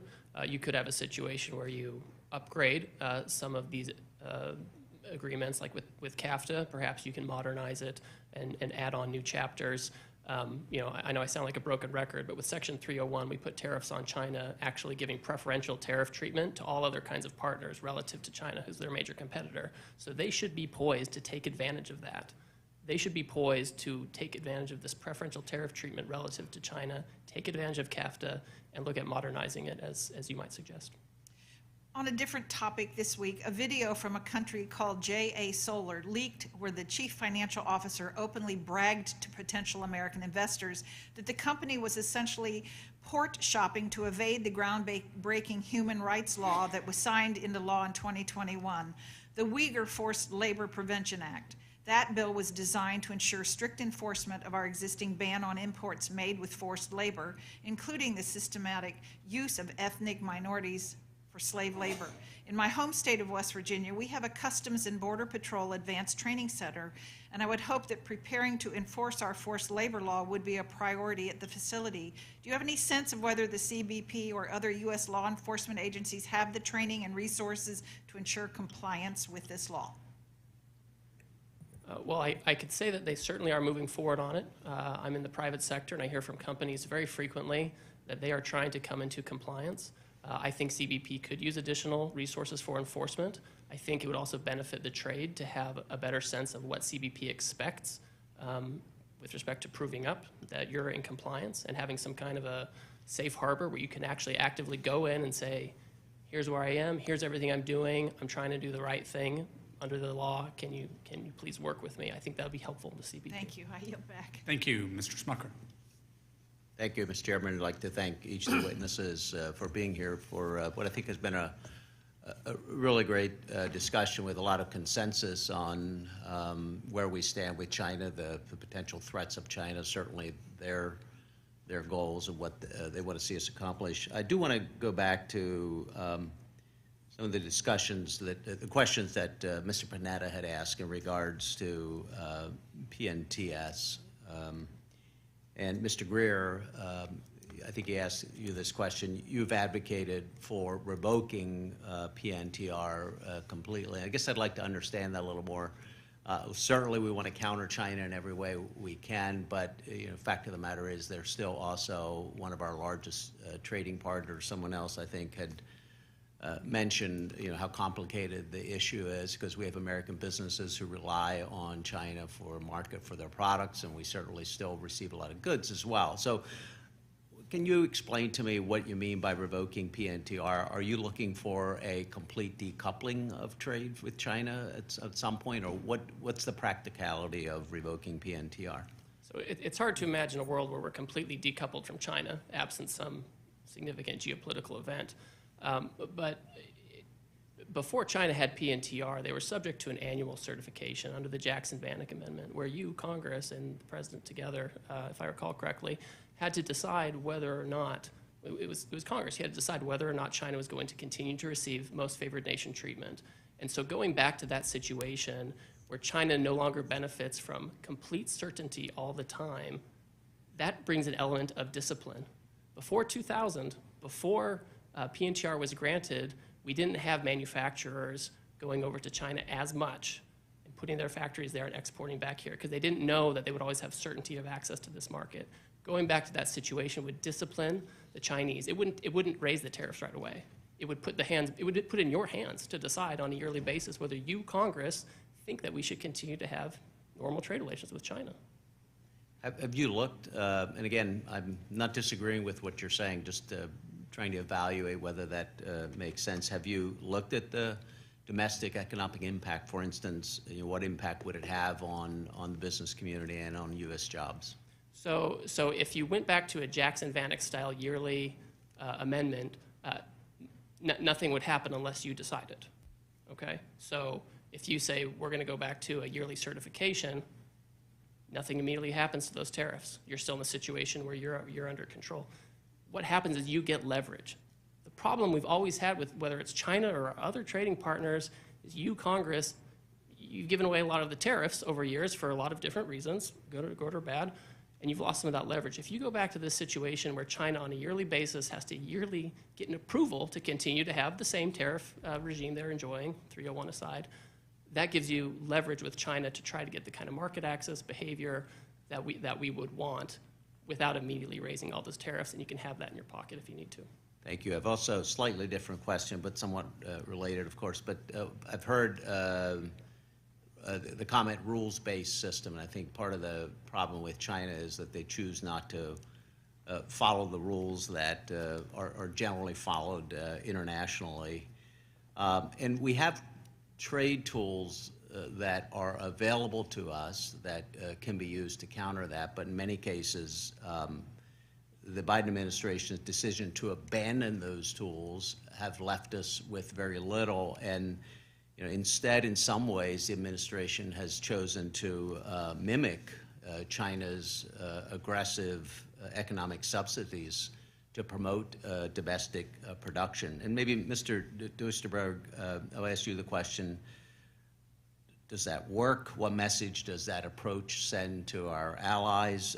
Do you think that these actions may encourage our trading partners to abandon a rules-based system of trade? Well, it's the adoption of what in effect is a targeted industrial policy in the United States has had a couple of impacts. One of them is that our friends, and I keep saying our friends, hoping that the Europeans remain our friends with regard to actions on China, but it's stimulated a sort of a competitive industrial policy. They're going to adopt subsidies for their green industries and other industries. Japan has adopted a subsidy regime to try to get their own companies into the game. So another impact of that is that our credibility in trying to gain WTO reform on the subsidy code is really shot to pieces because we're doing what we are trying to get China and have been trying to get China to do or to renounce for 2 decades. So all in all, it's a problem. China is not going to change its behavior, and so that's why I've advocated trying to create alternative rules-based agreements that basically exclude China. Thank you. Thank you, Mr. Byer. Mr. Chairman, thank you very much. And Mr. Chairman, Ranking Member, thank you for putting this on. And I've really enjoyed the testimony and learned a great deal from it. Mr. Goodman, I truly appreciated your testimony when we discussed the importance of U.S. economic engagement trade with our partners and allies in the Indo-Pacific. Your explanation of the motivations behind TPP, that it was intended to strengthen the existing alliances in a key region, help build new relationships, echoes my own belief that withdrawing from the TPP was one of the enormous strategic mistakes of the last 20 years, and a mistake that we will pay for years to come, particularly in the context of the Chinese efforts to economically dominate the region. You mentioned that the successor to CPTPP is continuing to evolve. China's applied to it. Assuming that our trade ambitions don't grow beyond the IPAF and China enters the CPTPP, what should we expect the consequences to be? And please describe how China could take advantage of writing the rules of the road, something that should be our responsibility. Well, again, I couldn't agree more with your analysis, Mr. Congressman. I think it was a catastrophic mistake to pull out of TPP, and I think it would be an even greater catastrophe if China were in CPTPP and we weren't in anything over there. So I think, you know, our allies, Japan, Australia, and others who are in CPTPP are going to hold off China's application as long as possible, but at some point, I think they're going to have to entertain that, especially now the UK seems likely to join. And so I think it's not unrealistic to think that 2-3 years from now, China could be on the road to acceding to CPTPP, which would be just devastating to our interests because they would be in there trying to shape and probably undermine some of the good rules that are in TPP. And so we need to have something, and that's why I just feel it's so important for us to use IPEF as a way to get back into something higher standard. And I just throw out here, which is probably risky for me to do, but since you all, in a very bipartisan support, with bipartisan support, passed the USMCA not 3 years ago, it seems to me that could be, I know it's got unique elements to it, but that's a sort of tested model of a trade agreement that maybe could be updated, built on, expanded in the region, if that's our more comfortable approach than going back to this TPP. And thank you for bringing up USMCA, because I never tire of pointing out that USMCA, which was bipartisan, celebrated, one of the major achievements of the last number of years during the Trump administration, 80% of it has showed up was directly taken word for word from TPP. Mr. Hausman, in your testimony, you mentioned how U.S. and Canadian production of minerals, critical for the manufacture of EVs, isn't nearly sufficient if we're going to compete with China in the future. Now, we know the administration is pursuing a number of side agreements, and I appreciate the intent of the agreements. We don't like that Congress is left out. But are you concerned about the relative weakness in terms of environmental and labor protections? Thank you for the question. Yeah, I mean, for USW, the importance here for critical minerals is that how we mine and process those materials.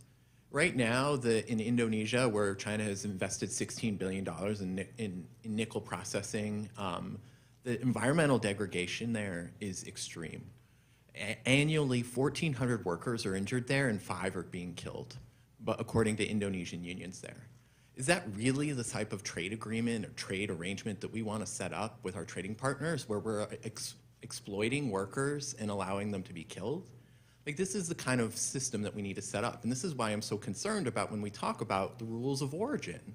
In the TPP, for example, up to 65% of a vehicle could have been made with Chinese content and shipped into the US market because we only had a 35% rule of origin standard in the TPP. That's one of the reasons why the United Steelworkers opposed the agreement. The idea of how our trade rules are set up to ensure that we have standards and the ability of enforcing those standards and ensuring that the rules of origin are set as a way to our American goods are going to be prioritized in the manufacture and distribution so that our members, union members, and also workers across all of non-union or non-union can benefit. And I think those are the reasons why, you know, we look at when we have, for example, in cobalt, where USW has miners up in Canada and have worked with a facility here in North Dakota.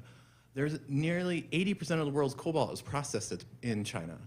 And you know, they're able to effectively swamp the market. They actually stopped a cobalt mine here in Idaho, in part by just dumping into the market and depressing the price so much that this Idaho project couldn't move forward.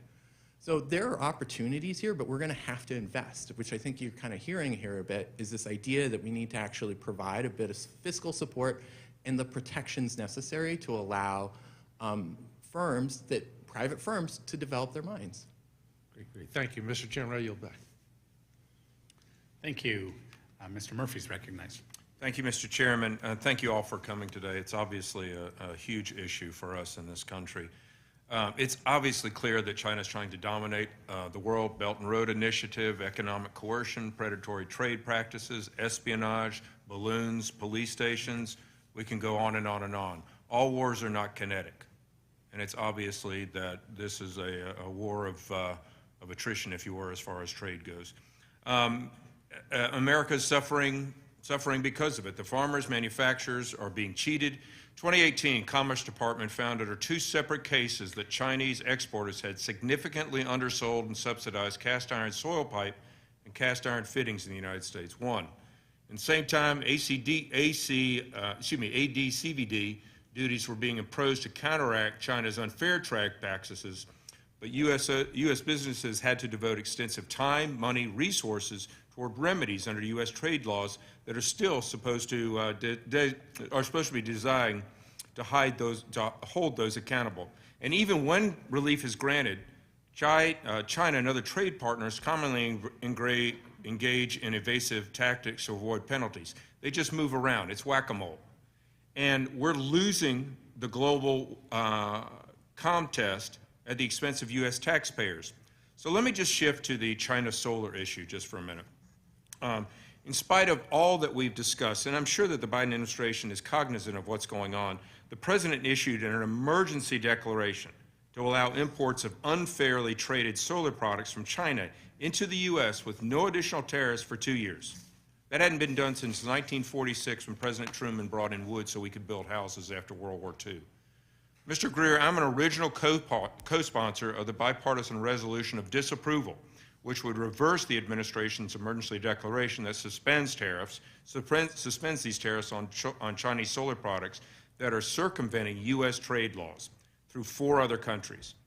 Given that we have all said today, can you help me understand why we would embolden China to destroy American jobs and cheat American manufacturers? I can't help you understand that because it doesn't make sense to me either. And I think that we need to make sure that our domestic producers in any kind of sector need to have the certainty that when they get trade relief through trade remedies, they can count on it. It's just unconscionable. We are literally selling ourselves out while we know we're selling ourselves out. Let me ask you one other question. Chinese domestic consumption is pretty weak compared for a modern economy, and its internal market consumes a surprisingly small share of the goods that it produces.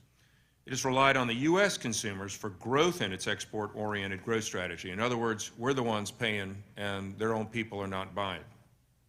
The U.S. is by far China's biggest export market. No other country has expressed a willingness or ability to absorb China's subsidized forced labor overproduction. Are we funding China's economic and military growth? There's no question about that, sir. Again, it's something that to me seems unbelievable that we're doing. I think we'll always have some kind of trade with China, but we have to manage it. It has to be in the appropriate sectors. It has to be balanced. We have these gross, persistent trade deficits. We are funding our strategic adversary. Absolutely. And I don't care Republican, Democrat, we're asleep at the wheel. And it's staring us right in the face. So if we repealed most favored nation status and increasingly deny China our market to fund their growth, specifically military growth, wouldn't China's growth slow and stagnate? It could. We have a global market, and they may find other ways to dump all of their stuff. But we are, as you said, I like to call us, we're the consumer of last resort. That's what we are. And so I think that we could help control that relationship if we change our approach. President Reagan's strategy to win the Cold War was not military. It was economic. And this is exactly what we did to Russia, is we starved them economically. And I would submit to my Republican colleagues and my Democratic colleagues that we wake up and we begin the same thing. Because if not, we're going to wake up very, very soon and either be speaking Mandarin or have every economy of ours devoted to China. Thank you, Mr. Chairman. I'll yield back. Thank you, Mr. Murphy. Next to Mr. Stubbe. Thank you, Mr. Chairman. We need a worker-focused trade policy, not a corporate price-centered one. And we need to take every step necessary to achieve balanced trade and eliminate the trade deficits that are bleeding our economy to death. We should use tariffs strategically to stop unfair trade in our market and to ensure the elimination of trade deficits. We've been running deficits of hundreds of billions of dollars year in and year out for decades. These trillions of dollars come back in the form of foreigners owning American assets permanently. The United States net international investment is an astonishing negative $16 trillion. Foreigners own $16 trillion more here than we do around the world. Foreigners, including China, own these assets and the future income from these assets. China has engaged in economic aggression against the United States for years. It has a mercantilist policy designed to build its economy at the expense of others, including ours, using a largely closed market and massive subsidies. It has stolen our technology, manipulated its currency, infiltrated our infrastructure, hacked our businesses and personal databases, engaged in cyber attacks on our private and governmental systems, undertaken espionage against our businesses and our government. China accounts for 80% of all counterfeits coming into America, and their IP theft alone has been estimated to cost us $300 billion annually. In short, China has conducted economic warfare on us and the West and has done it for decades, and we are losing because of Biden's trade policies. As a result of our own foolish trade policies of the past, we have lost millions of jobs and much of our technology leadership and have transferred trillions of dollars to China. These huge annual trade deficits have built their military and developed their industry and technology at our expense. Their economy has grown from about $1.2 trillion in 2000, when ours was $10 trillion, to about $16 trillion now, when ours is about $22 trillion. In this period, our cumulative trade deficits and goods with them has amounted to more than $6 trillion. The United States has not faced a foe with economic power this close to our own in over 130 years. Our trade and economic integration must be balanced and on terms that help America and our workers, not China. We should not link our technology sectors with China, and we should have no trade or industrial cooperation in the security or joint use technology sectors, period. We need to limit Chinese investment in the U.S. economy and to regulate outward investment to China. We should put tariffs on all products imported from China until we achieve balanced trade, and we must insist that they buy our products if they want access to our markets. In the remaining time I have, Mr. Greer, if there's anything that I stated that you would like to expand upon, I will yield my remainder time to you. Certainly, I'm happy to do that, and I think that your policy prescriptions are things that we need to strongly consider. And coupled with Dr. Murphy's comments, policy prescriptions for dealing with China depend on what you think about the threat.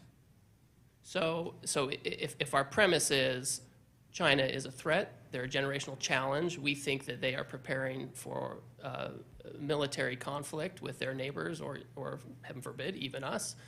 If that's the case, then we need to be thinking about our trade relationship in a way that strengthens our manufacturing and defense industrial base, maybe at almost any cost. If you think that that threat is overblown or you think that people are being alarmist, then your ideas on what the policy prescriptions are going to be will be different. So I think we need to have a conversation about that. I fall in the first camp that I'm concerned that we're on a knife edge right now and that we need to make sure our trade policy reflects that.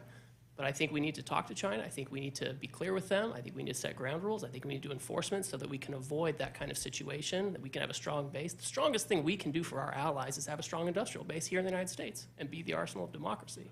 We can't do that if we're sending our manufacturing overseas. Agree with you 100%, and I think COVID taught us that when we were struggling to get products in from all over the world to solve some of those industrial problems. And it's time, we're in an economic war with China and we are losing, and we have been losing, and it's time for us to change the trade policy to an America First agenda to focus on America products and ensure that we're focusing on the safety and security of the American people first and China last. Thank you for your time. I yield back. Thank you. Next, recognize Ms. Sanchez. 5 minutes. Thank you, Mr. Chairman, and to our ranking member Blumenauer. I just want to remind my colleagues that many of us worked hard to pass strong trade legislation in competes last year that would have confronted China's unfair trade practices. House Democrats led on competes, the CHIPS Act, and the Uyghur Forced Labor Prevention Act. Unfortunately, Republicans chose not to join us across the board on those pieces of legislation. The conversation, it seems to me, needs to be about competition. We're trying to slow China down, but instead we need to focus on speeding ourselves up and continuing to look ahead to ways in which we can stay competitive in various industries. Mr. Hausman, in your testimony, you briefly discussed the importance of ensuring air, water, and labor standards are considered and measured in anti-dumping and countervailing duty investigations. And I agree that American workers and their employers should not have to compete against countries like China that enable environmental degradation and forced labor. Could you elaborate on why it's crucial to level the playing field for American workers and industries regarding other countries' labor and environmental practices?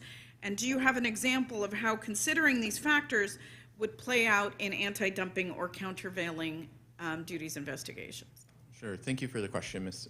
Sanchez, Representative Sanchez. 75% of Vietnam's industrial wastewater isn't treated. The idea that we passed the Clean Water Act so that I can go fishing in Montana, where I used to work at a paper mill, and not see the discharge out from the mill and know that it is clean, versus in Vietnam right now, people's water, or Indonesia, where they're, we're talking about nickel mining, and literally the waterways and the fishing in the local communities there has been completely degraded and eroded. Like, this idea that that nickel is then being processed and then sent to the United States for further processing is, come at the expense of U.S. furnaces in Pennsylvania. This idea that we shouldn't be able to countervail against this sort of built-in process. These are not like products. If you have a steel beam, one made with high carbon, no concern to environmental standards and killing workers, versus U.S. standards, we should be able to account for that economic cost. Those aren't like products. And so, that's one of the reasons why the USW has been really out there and pushing on this idea and we can account for it. I mean, literally, we send inspectors to look at tomatoes in Mexico to make sure that they're abiding by health FDA standards. Appreciate the answer. Mr. Goodman, Mr. Greer has recommended that the U.S. should revoke permanent normal trade relations with China, and this is building on the questions that Mr. Panetta and Mr. Smucker asked earlier. Experts maintain that the tools we have to address these issues are limited when dealing with a country, let's be honest, that lacks transparency or doesn't adhere to a rules-based trading system. But other people talk about the disruption that PNTR would have on the global economy if we were to repeal it. Can you share your perspectives on revoking PNTR and the alternatives that we might have to address the challenges posed by China while still protecting good-paying American jobs? Well, as you captured in your question, Madam Congresswoman, this is a very complicated issue because it's easy to understand why there would be an argument for not having a kind of normal trade relationship with a country with these practices. But on the other hand, the reality is we do have this complex and large relationship, and it would be the fact is it would be very disruptive if we move sharply away from that. But there are things we can do, I think, both to deal with specific risks, as I say, where we can use targeted efforts like these semiconductor controls, which I think were appropriate, or working with allies. As I mentioned, Ambassador Lighthizer, when he was U.S. Trade Representative, organized this trilateral grouping on industrial policies, on China's industrial policies and IP and other issues. And I think we should revive that and be working with allies to try to push China on those issues. But finally, I think at the end of the day, it comes back to China's going to be China. We have to do the stuff that we have to do, invest in ourselves. We have to have a trade policy that makes us competitive and advances our economic and strategic interests. So I think that's where I would put most of our focus, but there are things we need to do that are targeted to deal with the China risks. Appreciate your answers, and I yield back. Thank you. Next, Ms. Fischbach is recognized. Thank you, Mr. Chair, and thank you to all of the witnesses for being here today. I'd like to focus on a little bit. Mr. McHarg, I appreciate your comments and your testimony regarding the nuanced relationship between Nebraska agriculture, the Chinese market, and the broader geopolitical dynamics. Agriculture in my state currently has a very similar relationship. I'm from Minnesota, heavily ag district, exporting roughly $1.5 billion of ag product every year and representing a market for nearly a quarter of our ag exports. This competitor-customer dynamic is important to consider given national security concerns and other larger factors beyond agricultural exports. With that in mind, can you share your perspective on the appropriate balance between expanding the Chinese market access and diversifying ag export opportunities through additional trade agreements? Yeah, I certainly appreciate that question, because it really gets at the heart of a lot of this discussion we're actually having this afternoon. And again, as I mentioned earlier, I think one of the ways that we can help that conversation is by continuing to establish other markets. And so then it's not quite as much about China, and it's more about how do we, as America, an agricultural powerhouse in the world, continue to sell our products that we do so well. And one of the things that we do really well is producing, I would say, probably one of the lowest carbon footprint ag products in the world, and we need to develop those other countries. But I think with China, as I have those conversations, and I think about the people that I do business with, even in my hometown, it's still important that we do business with people that need our product. It's very clear that China is growing in their need for grains. Just this last year, they became one of the largest grain importers in the world. So that indicates to me that they're going to continue to need our products. And so I think that gives us the leverage, quite frankly, to have some of these conversations that we're having here this afternoon. If they don't need our products and we don't have the ability to trade with them, I think we lose a lot of that leverage to actually deal with some of the things that we've talked about today. And Mr. McCart, maybe as kind of a follow-up, but in terms of opportunity cost, what does the Biden administration's lack of negotiations mean to you, your members, at the farm level? Yeah. Again, we do such a good job producing our products, and if we don't have the world out there, I think we do actually have the world out there that needs it. But every single day that goes by, I think we are at a disadvantage. And so to keep the U.S. in the position that we are in, I would say every day that this administration is not working on trade is a day that we are losing. Thank you very much. And maybe I will just throw this out with my last minute and a half for Mr. Duesenberg or for Mr. Greer. How do we appropriately balance these factors with the broader national security concerns of an increasingly aggressive Chinese economic agenda? Whoever wants to go first.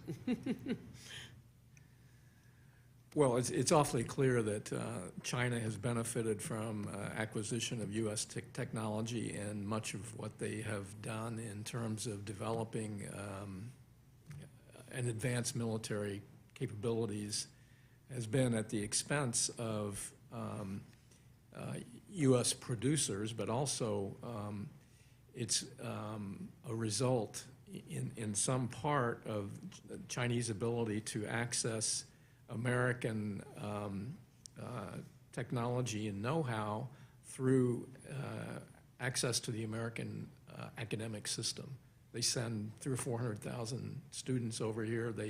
Some of them work in industry. They return to China. They bring secrets of one sort or another with them. So I don't know what the solution to that is. We need to reflect on that, but certainly America has been crucial in China's development of an advanced military system, and we have to find ways to selectively at least stop investments, stop their ability to be in programs that are directly related to military technology. And I would also suggest to anything associated with Chinese exports of their authoritarian state surveillance technology and the like. Well, thank you very much, and my time has expired. I yield back. Thank you. Mr. Gustav is recognized for 5 minutes. Thank you, Mr. Chairman. Thank you for convening today's hearing, and thank you to the witnesses for appearing today. Mr. Greer, thank you also for appearing and for your former public service.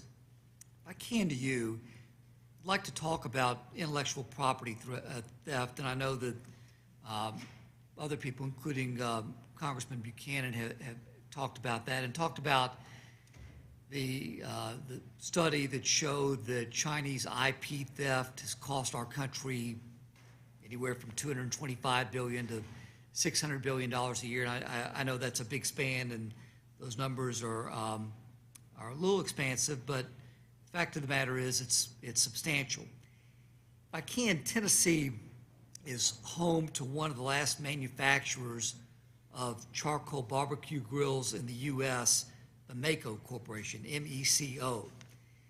Now, about 20 years ago, Mako employed about 900 Tennesseans. That number's down to about 200 at the same factory today. And that's because China has used IP theft to unfairly capture most of the domestic charcoal grill market, importing grills that are virtually identical to the grill that Mako had patented. If I can, I want to show you this poster. The top, if you can see up there, is Mako's grill, and that grill hit the market in 1999 under patent. The below grill is a Chinese knockoff, and that showed up in the market in 2018 when the Mako grill was still under patent. The model, the coloring, the design, they're all the same. In fact, the two grills are really indistinguishable from one another. There's also evidence of Mako's grills being used for presentation in China showrooms. And the Mako's grill photography was used by a competitor to sell knockoff grills on Alibaba. And the Mako grill photography being used in Chinese factory catalogs. We all know that this situation with Mako is not unique. So my question, in your written testimony, you talk about this 2018 report that USTR did, and I assume you were there in 2018 as Chief of Staff.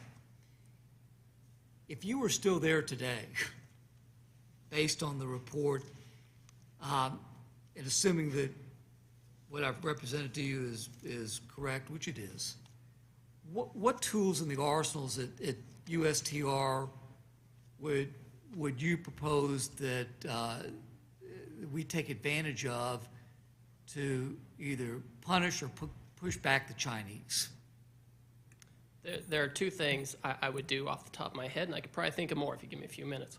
But the first thing I would do is I would tell Mako, you should look into Section 337 of the Trade Act, because this is something that gives you a right to ban the import of items that take away, that are theft of your trade secrets, or your trade dress, or anything like that, or your trademarks. There's all kinds of protections, and it's a private right of action where you can get an exclusion order. So that's the first thing I tell them. Second thing I would say at USTR is this is the kind of thing where under the Phase 1 dispute settlement arrangement, there are supposed to be monthly, quarterly, semi-annual meetings where you can take this to the Chinese, and the whole purpose of these meetings are to identify these issues and resolve them before they blow up into bigger issues and end up in tariffs escalating and that kind of thing. And those are the kinds of processes that I would expect to see. Thank you for that. Of course, you're not there any longer. Based on the current makeup, if Mako did what you suggested, would there be any retribution? Would there be any relief? So it depends. So first of all, with the Section 337, if your case is successful, you can get an exclusion order. where those things are not allowed to come into the United States. So that's strong relief. With respect to the Phase 1 agreement enforcement, the whole purpose is to go to the Chinese, say, here's the problem, go to your people and have them fix it. And because they're authoritarian, it's a little easier for them to do that than it might be for us. So there are ways to secure relief. It's not always easy, but there are processes you can go through to pursue it. Thank you, Mr. Greer. And of course, that would, not only Mako, that would apply to any other similarly situated company with the same circumstances. That's correct. Thank you very much. Thank you, Mr. Chairman. I yield back. Thank you. Next, Ms. Sewell from Alabama. Thank you, Mr. Chairman and Ranking Member. I first would like to thank our witnesses for their testimony today. In order for us to truly address the People's Republic of China's harmful trade policies, we need more than rhetoric. We need action. I think all of you on this panel would agree on that. I am proud that the Biden administration has taken decisive action. First, we in the Congress under President Biden took a major step to combat China's growing influence by passing the historic Infrastructure Investment and Jobs Act. By modernizing our infrastructure for the 21st century and investing in working families, America will be better positioned to compete with China for decades to come. Also, congressional Democrats and President Biden passed the America Competes Act, which is the boldest legislation in our country's history to directly confront China's anti-free trade policies and practices, and to promote American workers.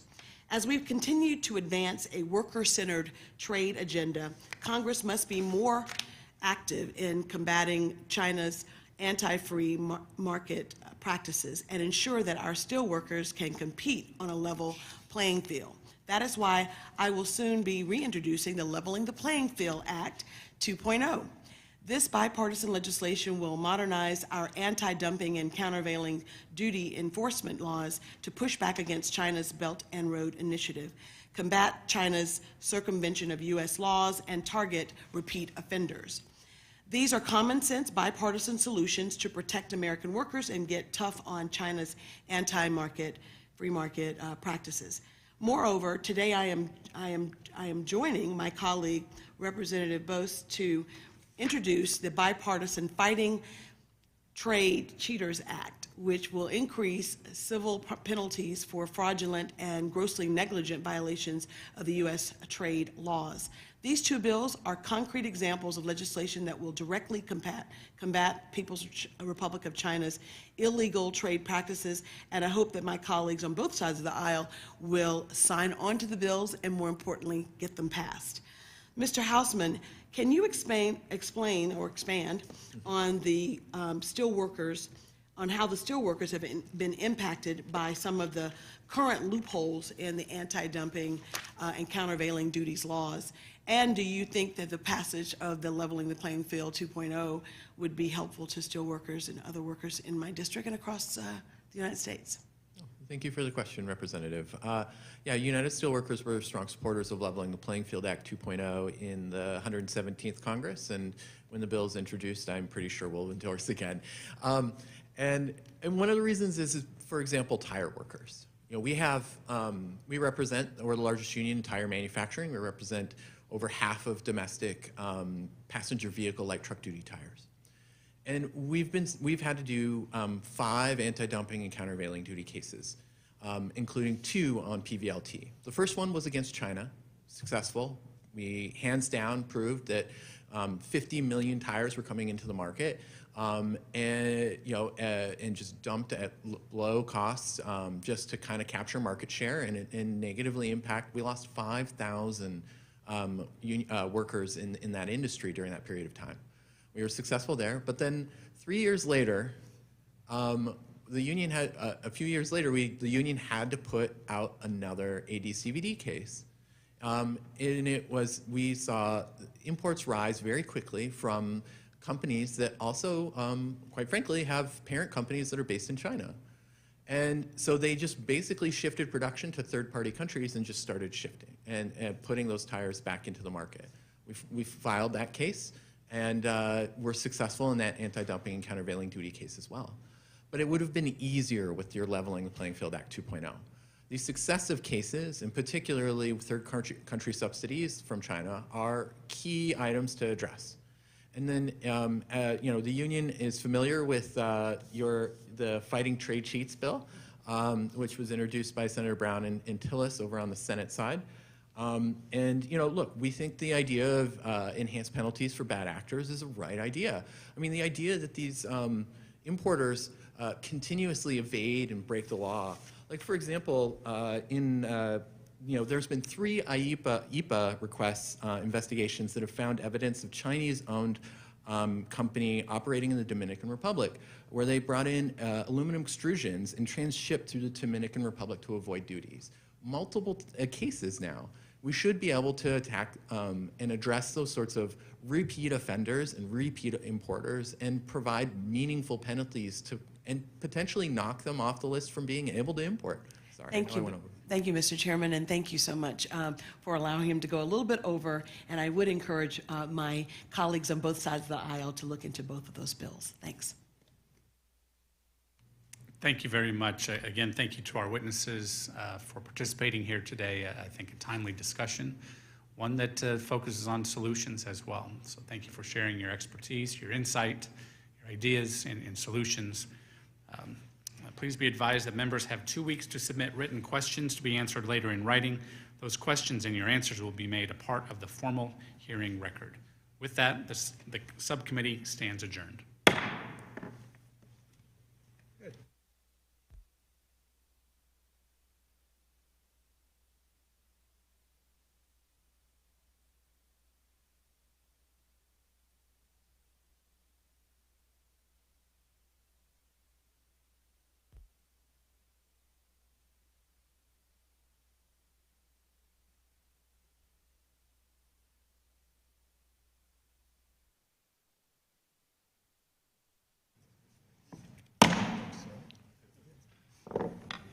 The committee will come to order.